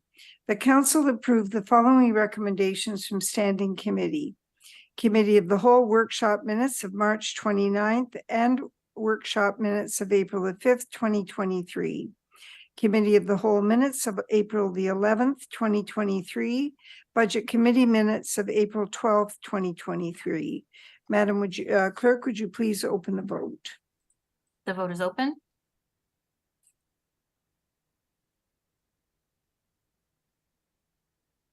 I'm closing the vote. And that carries. Thank you very much. The motion is carried. Item number 14 is notice of motion. And we have two notices of motion this evening. The first is brought forward by Councillor Russell, and this will be introduced this evening, and we will seek an affirmative 2/3 vote for immediate consideration. I have a motion moved by Councillor Rinjima and seconded by Councillor Brunet. Whereas procedure bylaw 2022-04 provides that notices of motion shall not be discussed or debated upon introduction, but shall be included on the next regular council meeting agenda for consideration. And whereas section 7.8.5 of the Town of Lincoln procedure bylaw 2022-04 permits a notice of motion to be considered upon its introduction by an affirmative vote of 2/3 of the members present. And whereas it is deemed impractical or not in the best interests of the Town of Lincoln to delay consideration, therefore be it resolved that the pertinent rules contained in section 7.8 of the procedure bylaw 2022-04 be waived to permit the introduction and consideration by council of the notice of motion on the council agenda pertaining to Beamsville District Secondary School BDSSS business case assessment. Madam Clerk, would you please open the vote? And the vote is open.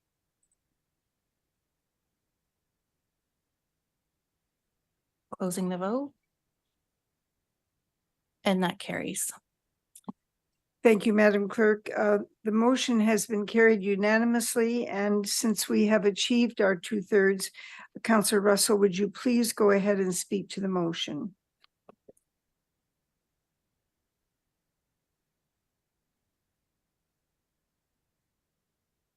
Go ahead, Councillor. Thank you, Madam Mayor. I will be brief with this because I believe the motion does outline the intent quite well. Obviously, as we are reviewing our current financial position, the BDSS project has been on our multi-year plan for quite a while. And the time upon which we need to act is coming up very quickly. So talking to the CAO, I know that there was a business plan that was done, I think, in 2017 or early 2018. Which is probably a little bit outdated or antiquated based on post-COVID numbers. So what I'm asking here, after talking to Director Wagner and also Director Deanne, just trying to get some more information about, again, a needs assessment for our current building, and then trying to find the projections and the financial feasibility of some of the plans, which I know that the plans themselves are still very general. I think there's a lot of good ideas out there floating around of what could be done with BDSS, and I think it's a big opportunity. But I think we need to make sure that we start putting some numbers to those ideas, because again, if we don't, we know that costs can snowball very quickly. And again, I just want to make sure that we get ahead of it. So again, I worked with Councillor Mikulik on this to put it together, consulting with staff. And again, I think the motion speaks for itself. Thank you very much, Councillor. Mr. CAO, your hand is on your speaker, so on your microphone. Did you have a comment? Through you, Madam Mayor, only if council wants comments, but I can refrain from that and bring them back at the appropriate time. Anything further, Councillor?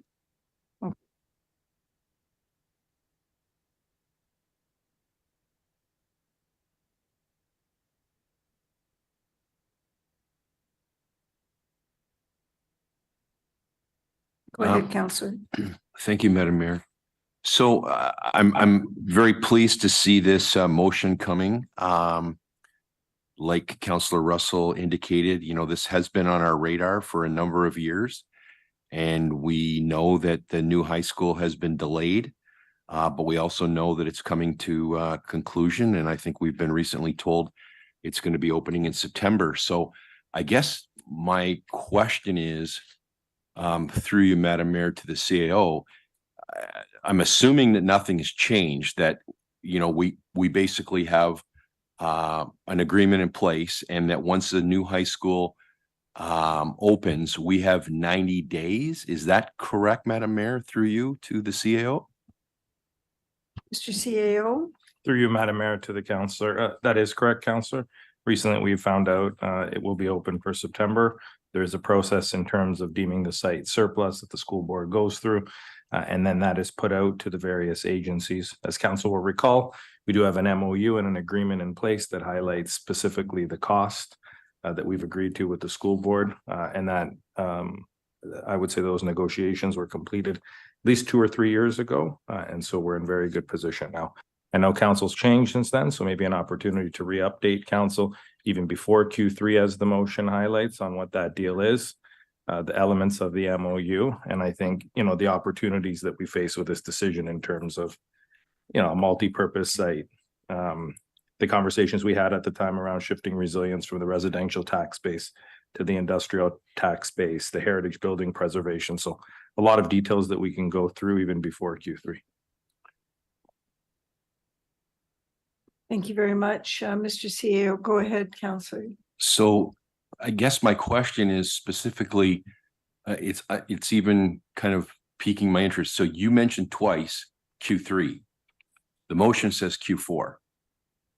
So that is my, that's where I'm a bit perplexed in the fact that we're asking staff to bring a motion back by the end of Q4. Councillor. Yes. On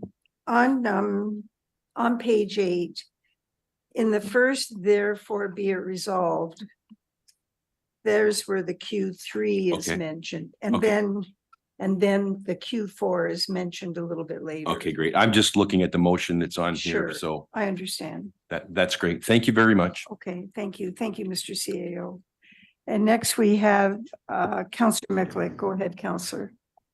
Thank you very much, Mayor Easton, through you to our CAO. So there's, since last week, there's been some changes with regards to financing. And I'm just curious, given a report of this scope, do we have it, are we able to, as a municipality, take care of this needs and assessment report on our own, or should we, or will we be looking to professional consultants to work with, with real estate agents, with developers, with lawyers, all of this stuff. This is a fairly large and important report that we're looking at. Thanks very much, Councillor. Go ahead, Mr. CAO. Through you, Madam Mayor, to the councillor. I mean, absolutely, the various elements of this report are going to require more than just internal staff have capacity to deliver. So we will be reaching out where appropriate. And councillor, I would suggest how we look at this from a financial perspective hasn't changed in the last week. I would suggest that how we've always looked at this in terms of the opportunity that it provides from a property tax revenue, from a business case perspective, remain the same, at least in my mind, they do. And so I would encourage council to wait until we bring back a business case that highlights how we propose on moving forward, should council want to go in that particular direction. But your comment duly noted in terms of what's required to bring something like this forward to council and the various subject matter experts that are needed. Thank you very much. So do we have a budget for what a report like this might cost? Mr. CAO. Through you, Madam Mayor, to the councillor. I don't have a budget, at least not one that has gone through rigor in terms of being specific or being analyzed so that we could bring it back. We do have some monies that were set aside, as was highlighted in the previous update to council many years ago, that both the town and the DSBN put forward to do a secondary plan. And so I think there are some dollars available by which we can do that. Will that be enough to bring back something like this?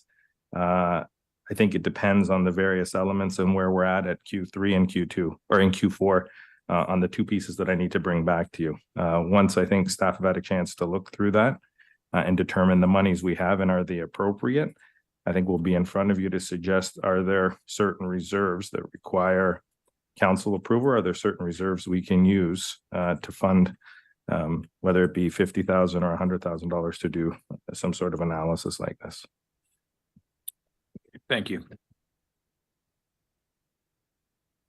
Mr. CAO, could you just remind us of what the date was on that, on the original, or on the first report, the introductory report? Through you, Madam Mayor, I'm going to suggest, and I believe it was the end of 2017, the first time I spoke to you about this. I've been in camera with council on numerous occasions, talking about the MOU, talking about the elements of the MOU and sharing with council the price that was agreed to as well. So we can, I think, maybe reshare all of those. I suggest maybe I come in camera with you and re-update you on a few things so that existing councillors who were here maybe can recall, or I can jog those memories. And for those councillors that weren't here, we can bring them up to date as well. Okay, what is is there a general acceptance that that would be a reasonable thing to do? Okay, thank you for that, Mr. CAO. We'll leave you and Madam Clerk to sort that out. Okay, Councillor, you're finished? All right, thank you. We'll move on to Council Riva. Yeah, thank you, Worship. Through you to the CAO. Just wondering what effect today's provincial omnibus education bill might have on this, because they were saying any surplus schools should be used for housing. So is our deal signed, or can it be overturned? Okay, thank you very much. Through you, Madam Mayor. That's a good question, Counselor. I don't think it can be overturned because we do have an agreement with the school board. I think where that becomes maybe a bit more of a challenge is for those municipalities who happen to say no. I think the province is going to have even more of a role with the private sector and the development community to say, here's what we're doing, and not worry about land use designations and land use policies per se.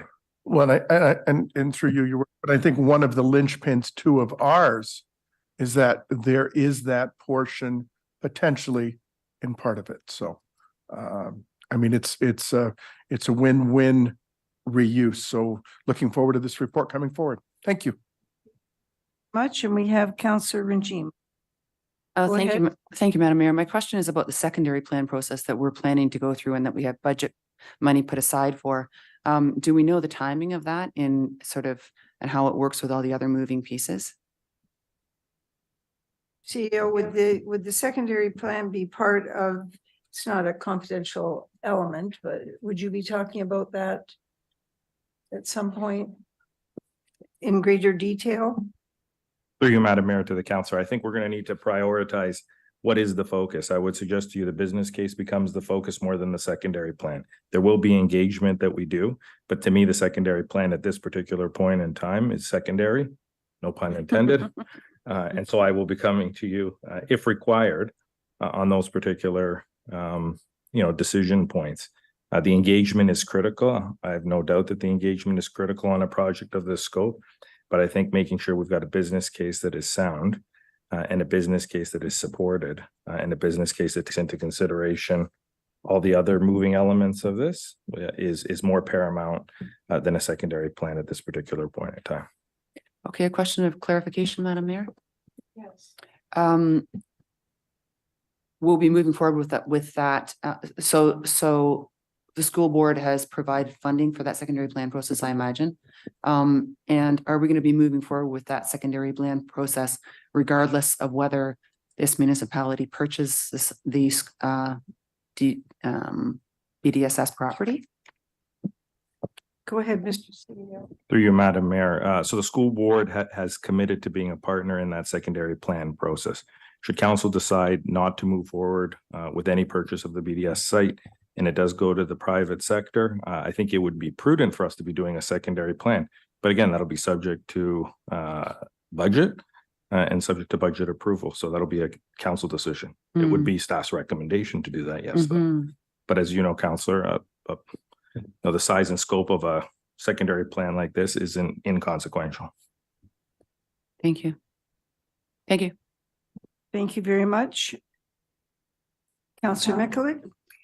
Thank you. Just a quick question through you to our CEO. Given the scope and the size of this project and the intent that we have with what we're trying to achieve with this site, is there an opportunity to possibly ask the school board for an extension should we require one to get this sort of a report done properly and as accurately as possible?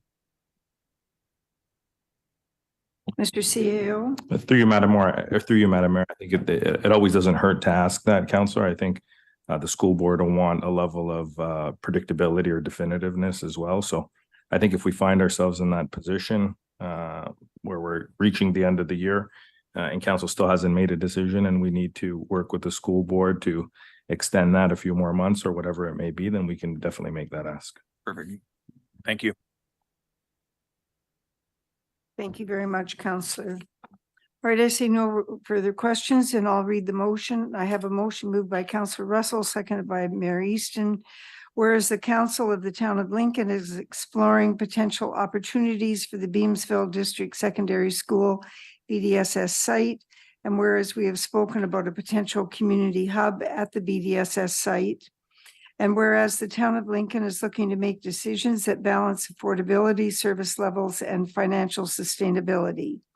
Therefore, be it resolved that the council directs staff to complete a full needs assessment on the current Town of Lincoln Town Hall location, and this report be brought back to council by the end of Q3, including why the current Town Hall building may no longer be a suitable location.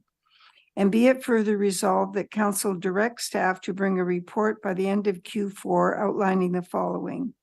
Financial feasibility of the BDSS site, including renovations, repurposing, and redevelopment. A business case outlining opportunities with the BDSS site. All direct and indirect costs and potential revenues, and funding options to determine if project brings value to the residents of the town of Lincoln, stakeholders, community, and are congruent with council's long-term financial sustainability. Madam Clerk, would you please open the vote? The vote is open, Madam Mayor.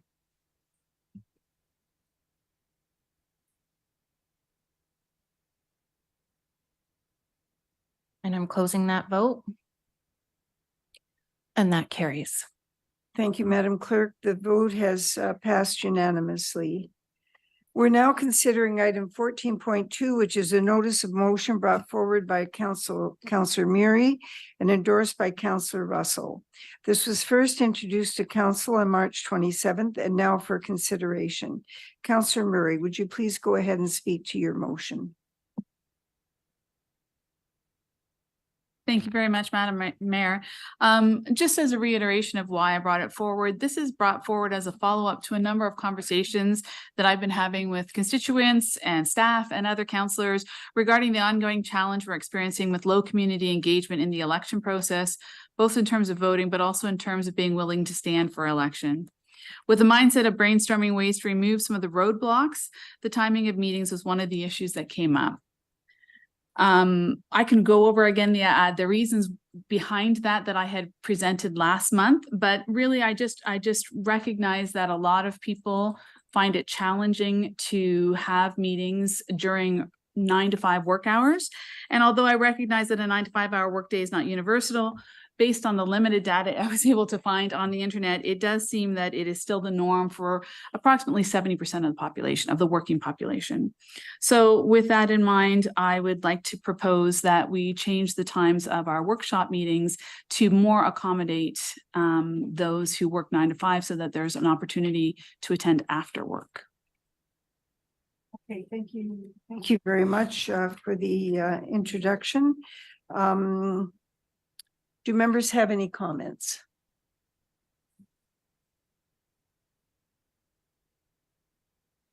Councillor Timmers. Thank you very much, Mayor Easton. I know when this time was changed, it was done for a number of reasons. And mostly workshops that we do have are very few. It's a handful throughout the year. They're not a regular ongoing thing all year. I just would like to question around the staff. You know, if we have the staff waiting until the 6 o'clock 6 o'clock start time, I know that was one of the reasons behind changing the time to begin with. And if I could just ask through to our Madam Clerk, how many workshop meetings do we have on average? Julie, I don't mean to put you on the spot, but just on average, how many do we have? Thank you. So as they normally vary, Councillor, through the chair to the councillor, sorry. The meetings do vary. They're more heavily based in a new term of council because we have various council priorities and the orientation associated with that. And then it does taper off throughout the remaining terms of council. So it varies. It's dependent on changing in legislation, mandatory training that needs to be required, or strategic training in that case. So, I mean, on average, I think that we've probably, like I said, it's heavier in the first term, and then it does taper off to about, we've recorded the last one was five meetings that actually, no, we had 3 in 2022. And then we had various other mandated meetings that were required, and we had about 10 recorded for the previous year to that. So like I said, it does vary dependent on what's being brought forward to council. Okay, thank you. Thank you for that, Madam Clerk.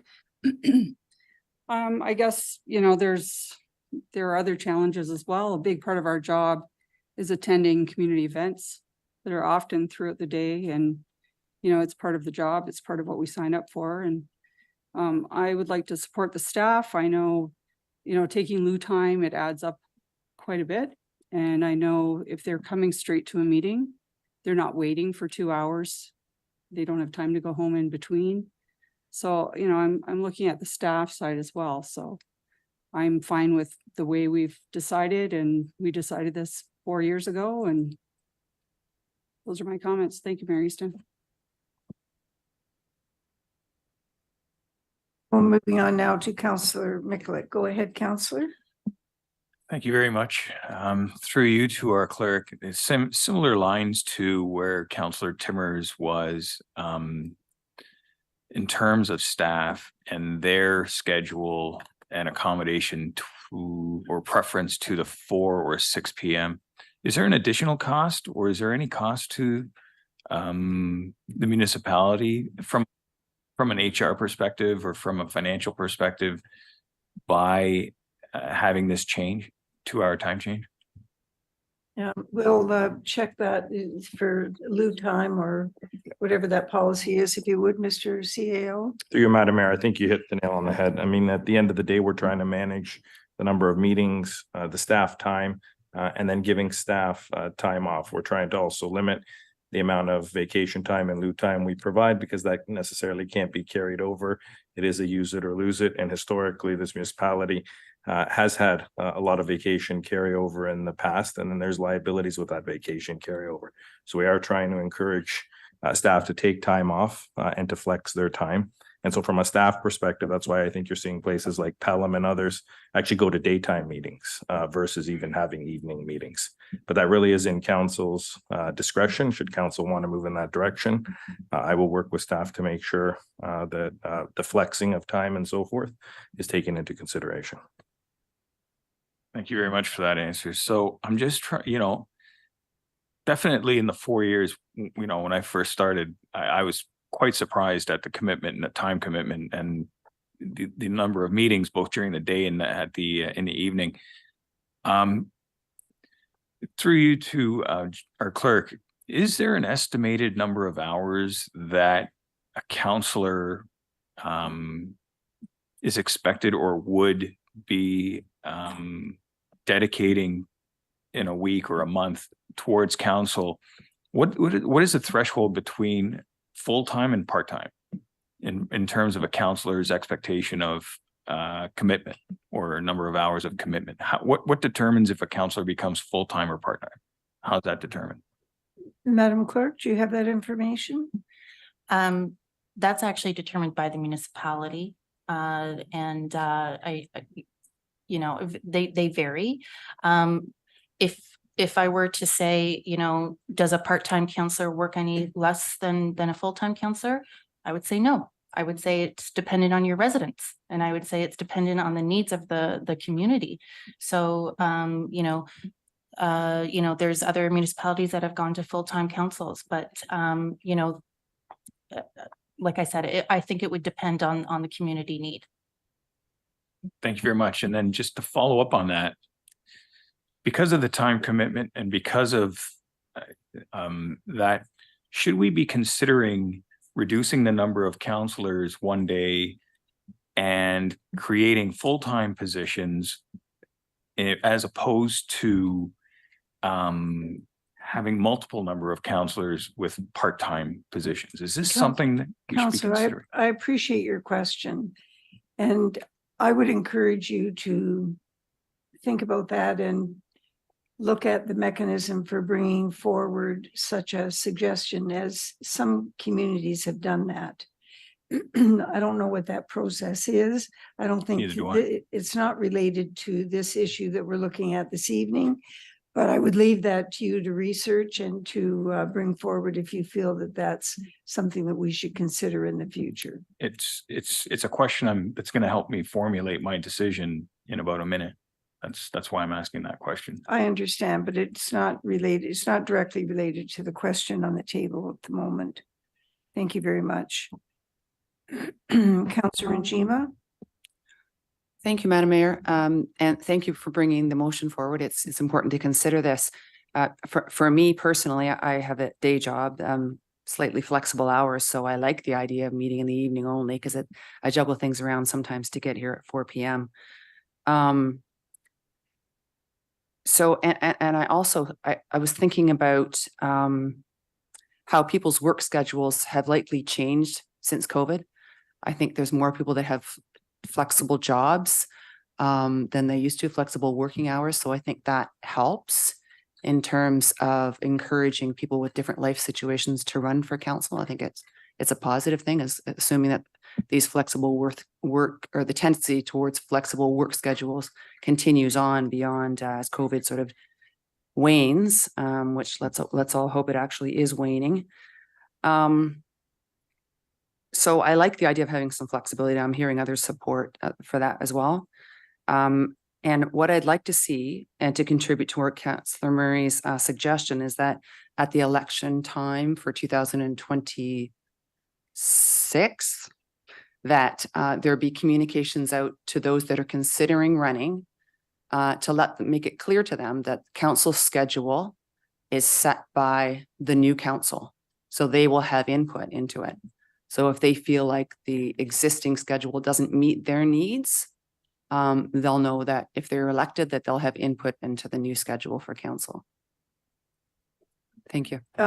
Thank you very much. Your last comment is something that I think would require some discussion with Madam Clerk and possibly her cohort group. And I don't know how far afield that discussion would have to go, but the clerk now has an opportunity to take note of that comment. Thank you very much. Thank you. And I'll move on now to Councillor Russell. Go ahead, Councillor. Thank you, Madam Mayor, and thank you, Councillor Murray, for bringing this forward.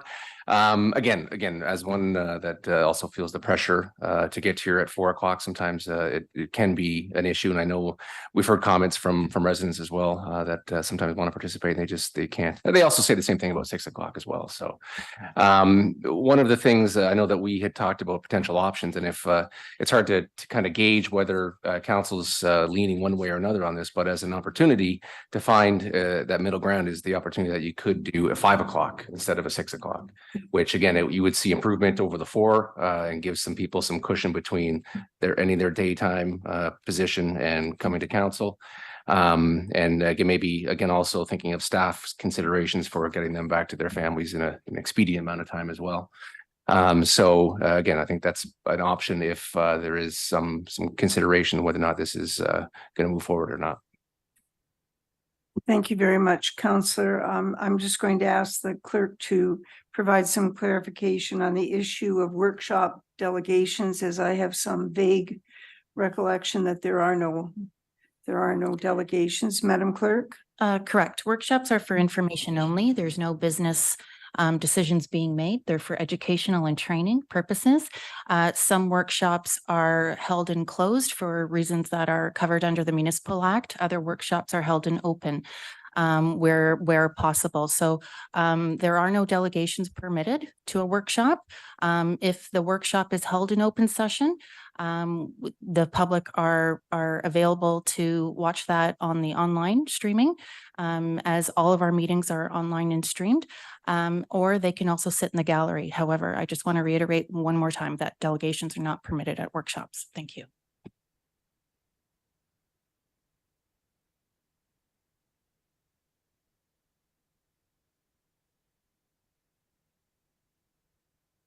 Mr. CAO? Through you, Madam Mayor, not that I'm in the business of always suggesting additional subcommittees or sorts. But if we have an issue with, or we think we have an issue with voter turnout, maybe what we want to do as we kind of proceed through the term is start talking about different ways to engage the community between a staff and council type subcommittee. Again, something we can deal with in the future. I would suggest time of meetings is not what, in my humble opinion as your CAO, what limits people from running for council or not running for council. I think voter apathy and a whole bunch of other issues go into that, but I do take the council's comment into consideration that maybe the time commitment for some of these meetings it is part of the problem. And so I would suggest, though, if we think it's an issue, maybe a staff and council subcommittee as we move through the term to address how we get more voter turnout is appropriate. If I could just have some indulgence, Your Worship, I know the Municipal World article from yesterday spoke to council votes on full-time designations. So maybe some information I can share with Councillor Mikulik on that particular piece, because I think municipality should always look, and council should always look, as staff should, at how we get better and how we do things differently. So there is some information out there. Municipalities have done it. Municipalities close to us have done that, where they've looked at composition and they've looked at boundaries. And so a good comment and some information that I can forward to any member of council interested. Yes, one that I suppose could be more relevant when the facilitator is named and comes and starts having conversations with us. So you might want to keep that one in your back pocket, Councillor. Councillor Mikulik. Okay. Councillor Murray. Thank you very much, Madam Mayor. I just wanted to clarify that although voter apathy was one of the issues, this was a little bit more directed towards candidate apathy, in that this term we had 15 candidates, whereas the previous term we had 25 candidates. And I think part of that is the challenge of taking on the role, recognizing that there is a big time commitment. I think everybody who ran recognized that. I'm not saying that we're spending too much time or that it's too much of a time that it's too much of a time demand. More so, I'm just saying that when we're looking at ways that we can get more people interested in running for election, the additional flexibility for people who have childcare concerns or who have daytime commitments, being able to have that flexibility in the meetings, I think does impact people's decisions to choose to run or not. I also appreciate Councillor Regima's comment about the schedule being able to be determined by the current council, which I think is exactly what this conversation is. So I appreciate that as well.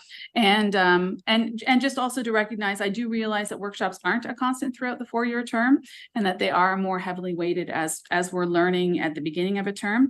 But I do think there's value in recognizing that it's in the town's best interest to make the timing of meetings that all councillors are expected to attend as flexible as possible, in order for more people to be able to see themselves in that role in the future. Thank you. Thank you very much. Councillor or Deputy Mayor Russell, would you just take the for a moment? Okay. I have a few comments. Need to turn me up. Oh, of course. Nothing is simple. Thank you, Madam Mayor. Please feel free to go ahead and provide some comments. Okay, within the last month, we've had two educational sessions regarding women in politics that some of us have attended. And it's quite interesting to talk to people and to hear what they have to say about the lay of the land. And certainly the surprise about the commitment is one that we hear of. But other things that that are heavily noted as well is that there is a perceived deficit in democracy when women are deterred from participating in the electoral politics. And interestingly, the issue of timing wasn't included in any of these, but there were 7, and they were heavily weighted on matters of culture. One being gender stereotype and discrimination, which we're starting to see more in terms of some of the discussions around women's availability and desire to want to see themselves in this role, for sure. Lack of confidence in abilities. Insufficient recruiting of female candidates, which is exactly what the Women in Politics agenda is all about. The difficulty in financing campaigns, absence of family-friendly and gender-sensitive workplaces, which I think is partially what Councillor Murray is referring to, because the timing factor would be considered, I think, the absence of a family-friendly environment. But I also believe that it could deter women from even coming into the bureaucratic roles as well. But we're not talking about that tonight. Gender-based violence and harassment is an issue, and some of the reasons why women get in and then don't stay because of the amount of conflict with social media. And also there is gender biased media treatment, which certainly we saw quite a lot of that in the last term. And I hope that there's some changes, and I'm talking about social media as well. So those are just some of the items that I became aware of when I was researching my response to the question this evening. Thank you very much.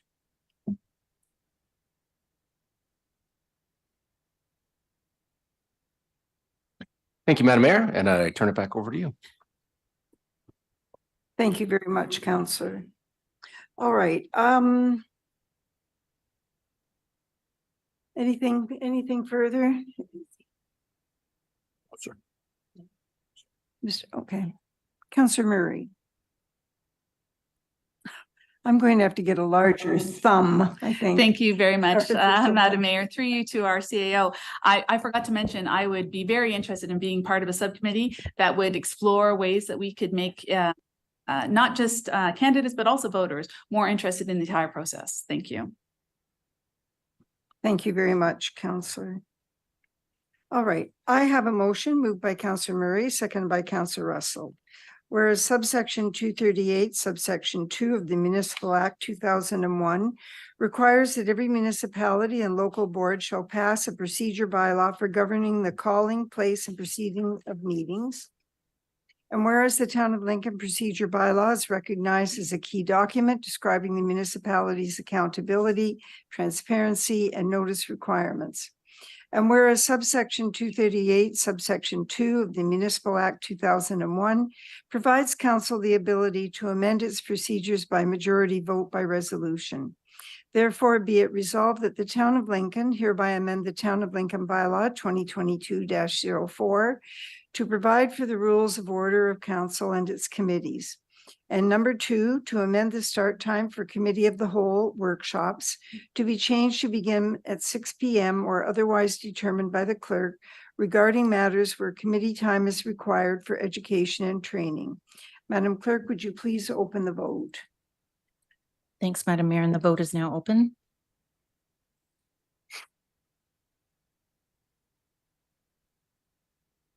And I will close that vote.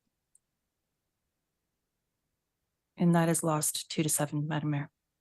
Thank you very much. The vote is lost. And we move on now to reports of municipal officers. We're now considering item 15.1 of the mayor's report, and then we will have Regional Councillor Foster come to the podium. Since March the 22nd, which is when we had our last council meeting, I have attended on behalf of council a number of events in the community. On March 28th, I met with the Rotary Club, the Lincoln Rotary Club. In a general address, I usually meet with them once a year, bring them up to date on what's happening at the town, but we haven't been able to do this since COVID. And so it was good to get together and have a discussion about what's driving decisions at the town. On March 29th, I attended the Positive Living Niagara discussion on migrant workers outreach initiative. Councillor Murray attended as well. Councillor Pachariva attended as well as Mr. Deanne. This was quite an enlightening discussion that we had with the representative. And in the future, the hope is that there will be much more opportunity around matters of education, health education. And we talked as well about health services within the community. Some of the churches are really doing some outstanding work in this area. On March 29th, some of us attended the Youth Skills Studio visit and had an update on how this project is working. It's quite an enlightening process, I believe, since the people that have created this and are driving the agenda are young adults in our community, and it's impacting the entire Niagara region, which is really quite wonderful. It's federal, provincial money, and they are pretty happy with the results that are being produced here. We've had council priorities workshops on, I believe we've had 2 now, and the 3rd one is coming up. On March 30th, we will continue to discuss with, the region, with St. Catharines and Niagara-on-the-Lake, the irrigation infrastructure project that we're hoping to bring forward as soon as possible. At the moment, we're working on a staff assignment from the region, and also our staff, Mr. Director Graham has been involved, as has Director Jillian Harris. Go off on maternity leave and people forget that you're here. They're both helping us with this, and it's a big project. I believe that the amount that has been projected for the environmental assessment is around 700,000. Mr. Graham, that's correct. Thank you. I attended 2 of the public information centers meetings. One on short-term licensing was very, very well attended. And high interest, I believe, in this initiative. And the second one was on 4020-4064 Mountain Street. On Saturday, April 1st, I joined the second of the Women in Politics sessions. This one was moderated by Dr. Sarah Panisi. There were 3 panelists, and I was very happy to meet the counselor, Sharmila Setaram from Welland, and Councillor Mona Patel of Niagara Falls. And it was very, very well attended at Brock University. And I would say there were about 75 people that were there, and there were a good number of men as well.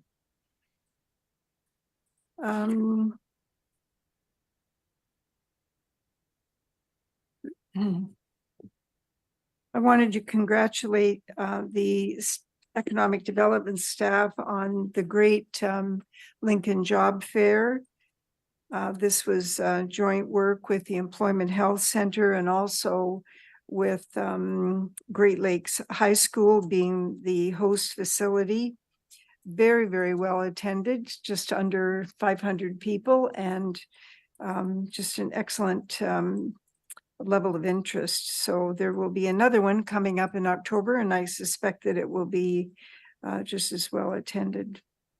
On April 5th, Council participated in its once a term Safe Drinking Water Act training, and everyone was in attendance, and it was it's quite amazing how a subject such as safe drinking water, which came out of a pretty unpleasant situation in Walkerton, Ontario, how the information does change just enough to pique our interest and keep our interest in the ongoing. But this is required.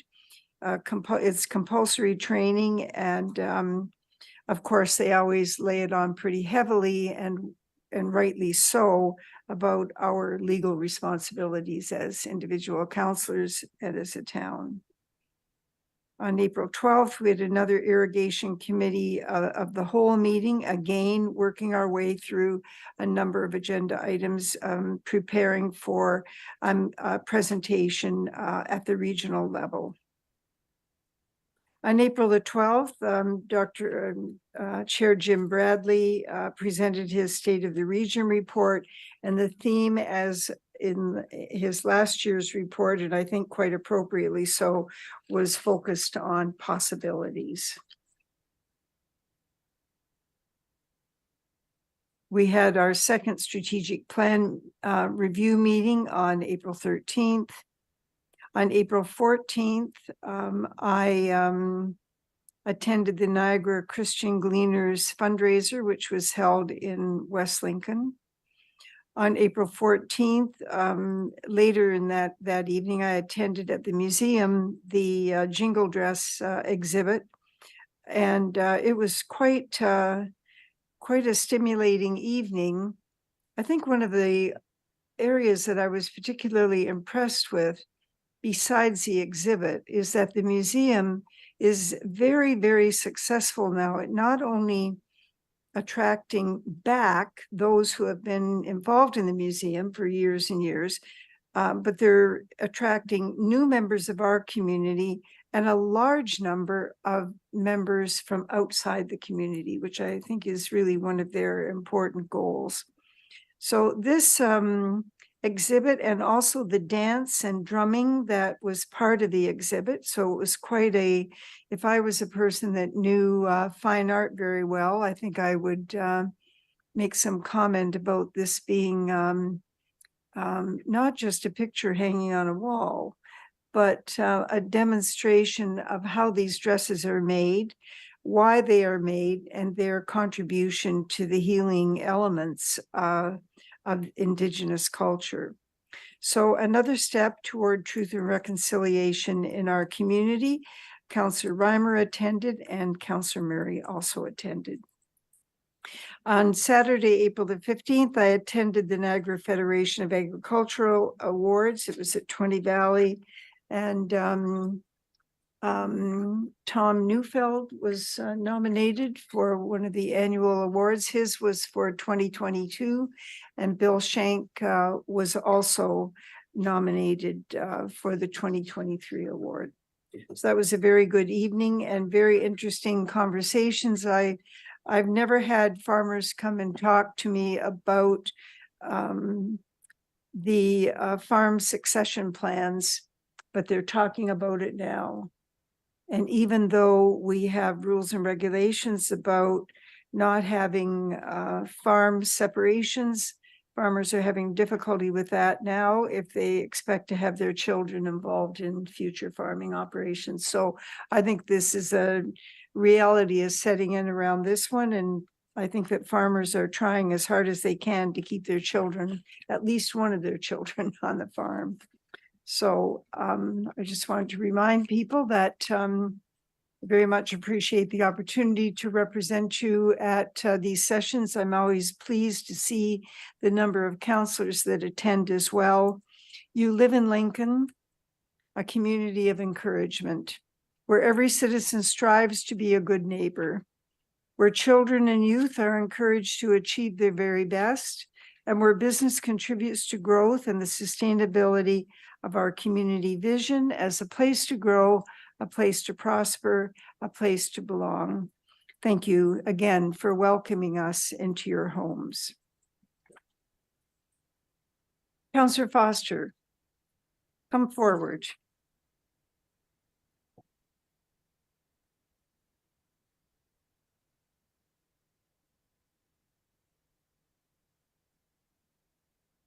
Good evening. It's been a long meeting. I just wanted to start off by saying, it's really interesting, some of the discussions that do go on at this particular council, and I do miss my time here on Lincoln Council. I would have loved to get involved with a couple of the discussions earlier tonight. So I also wanted to point out with Pastone coming in and talking this evening, I'll quickly put on my Rotary hat. Rotary and Pastone are working together for our cycling event that's going on August the 26th. And so a rather substantial amount of the funds raised from that are going to be going to Pastone. So more details will be coming down the road on that for everybody. And I heard your other things, Mayor Easton. I got my safe drinking water recertification the end of last month as well. As part of the program with Walkerton. So I'm going to talk about a couple of different things this evening. It's going to somewhat enhance a little bit what Mayor Easton was mentioning. So I'm going to start with the state of the region that Mayor Easton, Councillor Pachariva, and I attended back last week. and that was at the Niagara Falls Convention Center. Very well attended. It was a sold out event. Were you there as well? You were both there?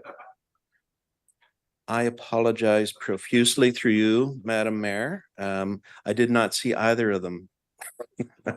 Well, I left it to Yeah, we you. saw I it. left it to you to comment on. I mean, I didn't even steal your thunder and you still couldn't handle it. I was on the opposite side of the room. Anyway, but a few of the key announcements that came out of that. So there's the creation of the Office of Attainable Housing, and it's going to focus on creating more housing in Niagara to meet the demand for the missing middle, if you want to put it that way. The creation of this office is in response to the growing need of our communities, and the clearly stated priorities of both the regional councillors and also the desire of the province of Ontario. We also have the creation of the Office of Shared Services, which I believe personally is long overdue. I know the CAO and the CAOs from across Niagara have been in multiple discussions on potential shared services between municipalities. And I believe it's been long overdue that the region should be providing resources in this area as well. So that is now moving forward. And this is going to be resources solely dedicated to finding ways of making our local governments in Niagara working. It was stated to be efficient, lean, and effective, but in my opinion as well, working together for the common good within Niagara. And just to let you know, and I believe, Mayor Easton, you're going to be going to it as well. The week of May 15th, the elected officials and senior staff will be going to Queen's Park for Niagara Week. And it's where we traditionally put forward items that we want the province to think about when it comes to Niagara. And what we have learned over the years, or what has been learned over the years out of this, is that we're going to go with a very tightly focused agenda to have discussions at Queen's Park. So I wanted to talk a little bit about some changes that have gone on at Niagara Region. First of all, there's a new position that's been created. It's called the Deputy CAO Office. That new role will be a commissioner level position. It's going to have direct oversight over the clerk's area, over strategic communications, public affairs, and government stakeholder relations. The realignment, it's also going to have the business licensing going into that particular position as well. And it's a fulsome recruitment process is going to be going on for that. But because of this, there's a few other changes have gone on as well. We've created essentially, I'll call it almost a super planning and economic development group within the region. And the region is creating the growth strategy and economic development department. Michelle Sergi, most of you know Michelle, is going to be the one that's heading this. And it's going to make up the region's existing planning functions, infrastructure planning and development services, planning or development approvals, and community and long-range planning is going to be going on within that. And these teams will be joined by the existing Economic Development Division, corporate strategy services, including the diversity, equity, inclusion, and Indigenous relations, the corporate accessibility, corporate performance, corporate policy, and climate change. And there's also going to be a new Office of Strategic Transformation that is going to be coming into play. That particular area is going to be led by Matt Robinson, who led us through Go Transit as well as NRT at the region. I think he's a very good choice to be the one that's taking on that particular role. There's also another change that's going on, and it's recommended highly by council, and that was the internal audit function is going to be changing, and it's now going to be reporting directly to the CAO at Niagara Region. And the last thing I wanted to talk about briefly was what Mayor Easton talked about, and that was our strategic planning that we've been doing at the region. We've spent basically about the last month and a half on this particular file.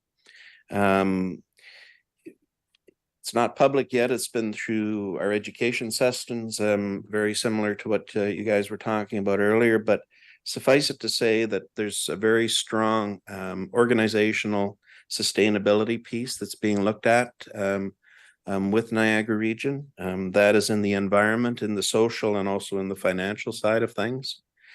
And one of the key pillars is going to be working towards an efficient region. And there's lots of conditions that are going to be coming into play. So I look forward to sharing that particular document with all of you when that becomes available. I believe it's going to be sometime within the next 2 to 3 weeks. And then it'll be coming in front of council as a number of decisions are going to have to be made with that, because as you know, education systems, you do not make decisions. You can have discussion, however.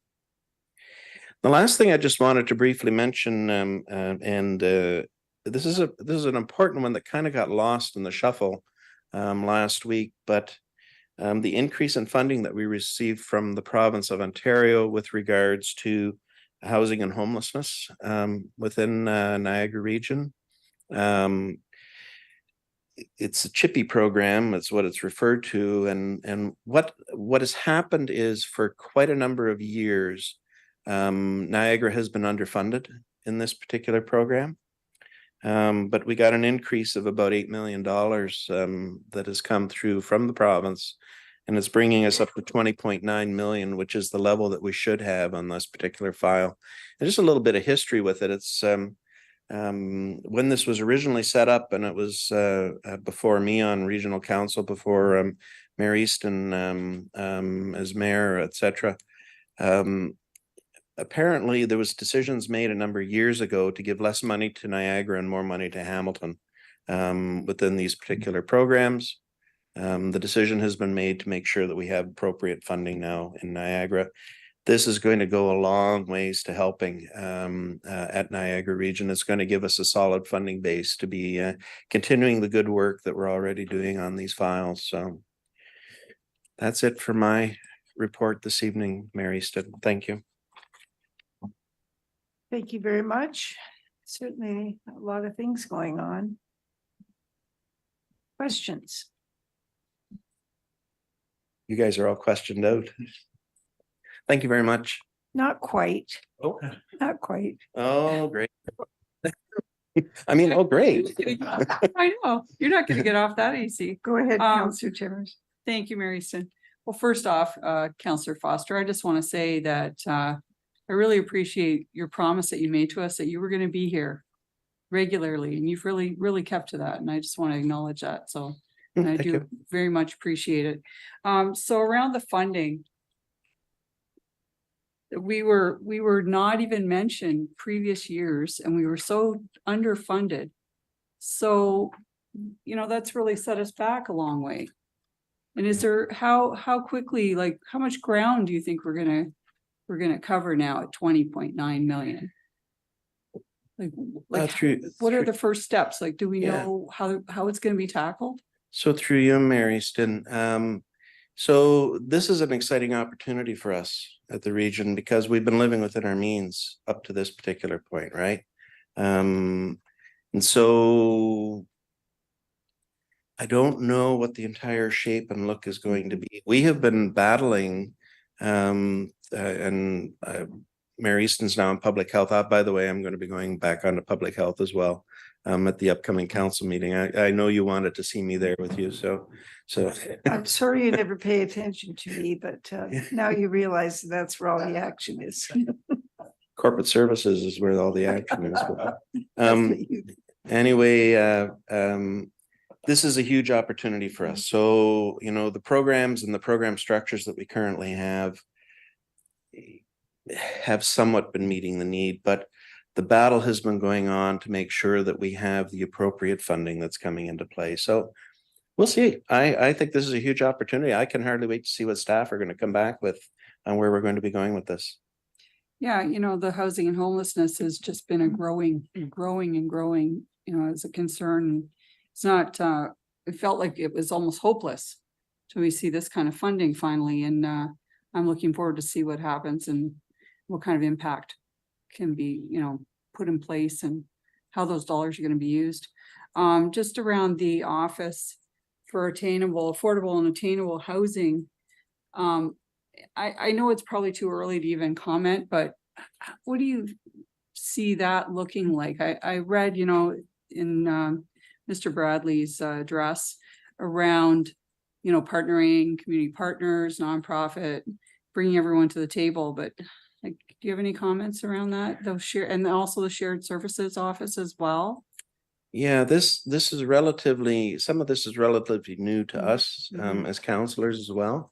We only had one session to go through this. It was a closed session about 3 weeks ago, I think it was, on changes that were going on at the staffing level. So what I see, or what I'm hoping, is that it's pretty much exactly what you've said. I see this as being a huge coordination effort.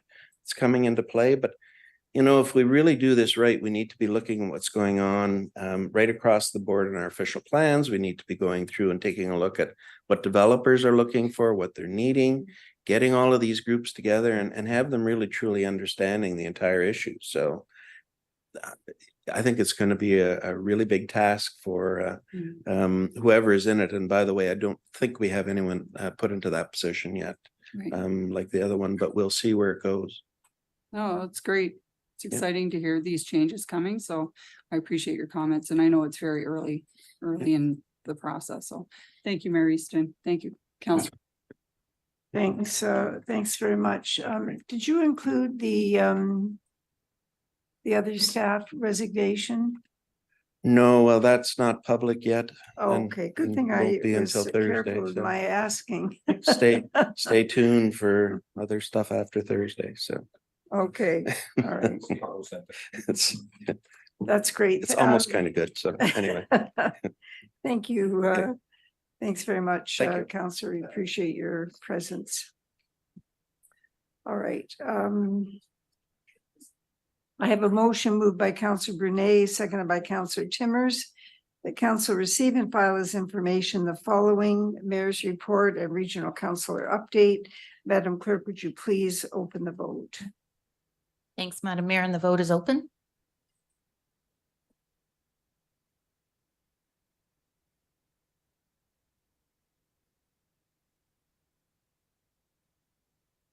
And I will close that vote. That carries, Madam Mayor. The motion is carried. For those watching, we're at item number 16, which is a motion to consider confidential matters, and we have no confidential matters this evening.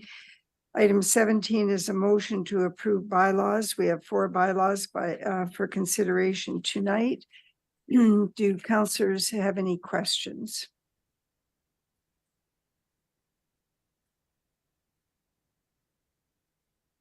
There being none, I have a motion moved by Councillor Pachariva, seconded by Councillor Mikulik, that leave be given to approve the following bylaws. 2023-20, a bylaw to authorize the execution of a site plan agreement between the Corporation of the Town of Lincoln, Joseph Verban Jr., together with any and all mortgagees that may be on title at the point of registration of the agreement.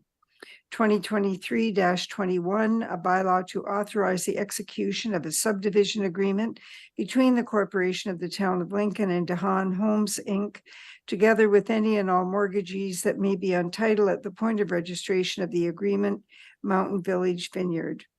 2023-22, a bylaw to authorize the appointment of a treasurer for the Town of Lincoln. Item 2022-23, a bylaw to provide for borrowing for current expenditures. I will now ask our clerk to open the vote. Thanks, Madam Mayor, and the vote is open.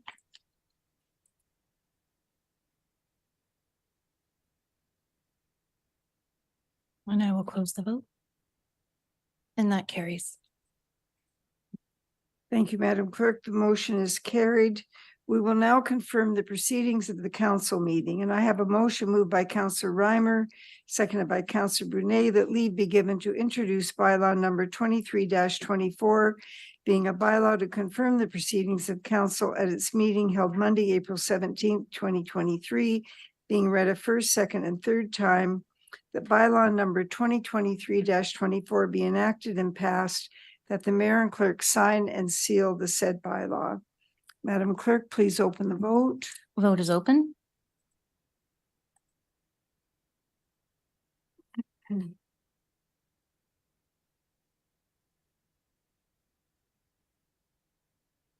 And closing the vote. And that carries. Thank you. The motion is carried. Before we motion to adjourn the meeting, do members have any comments?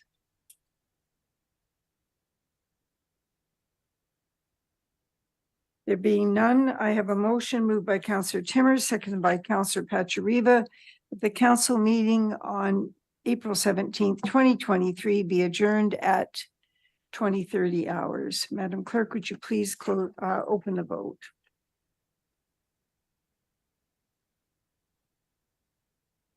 And the vote is now open.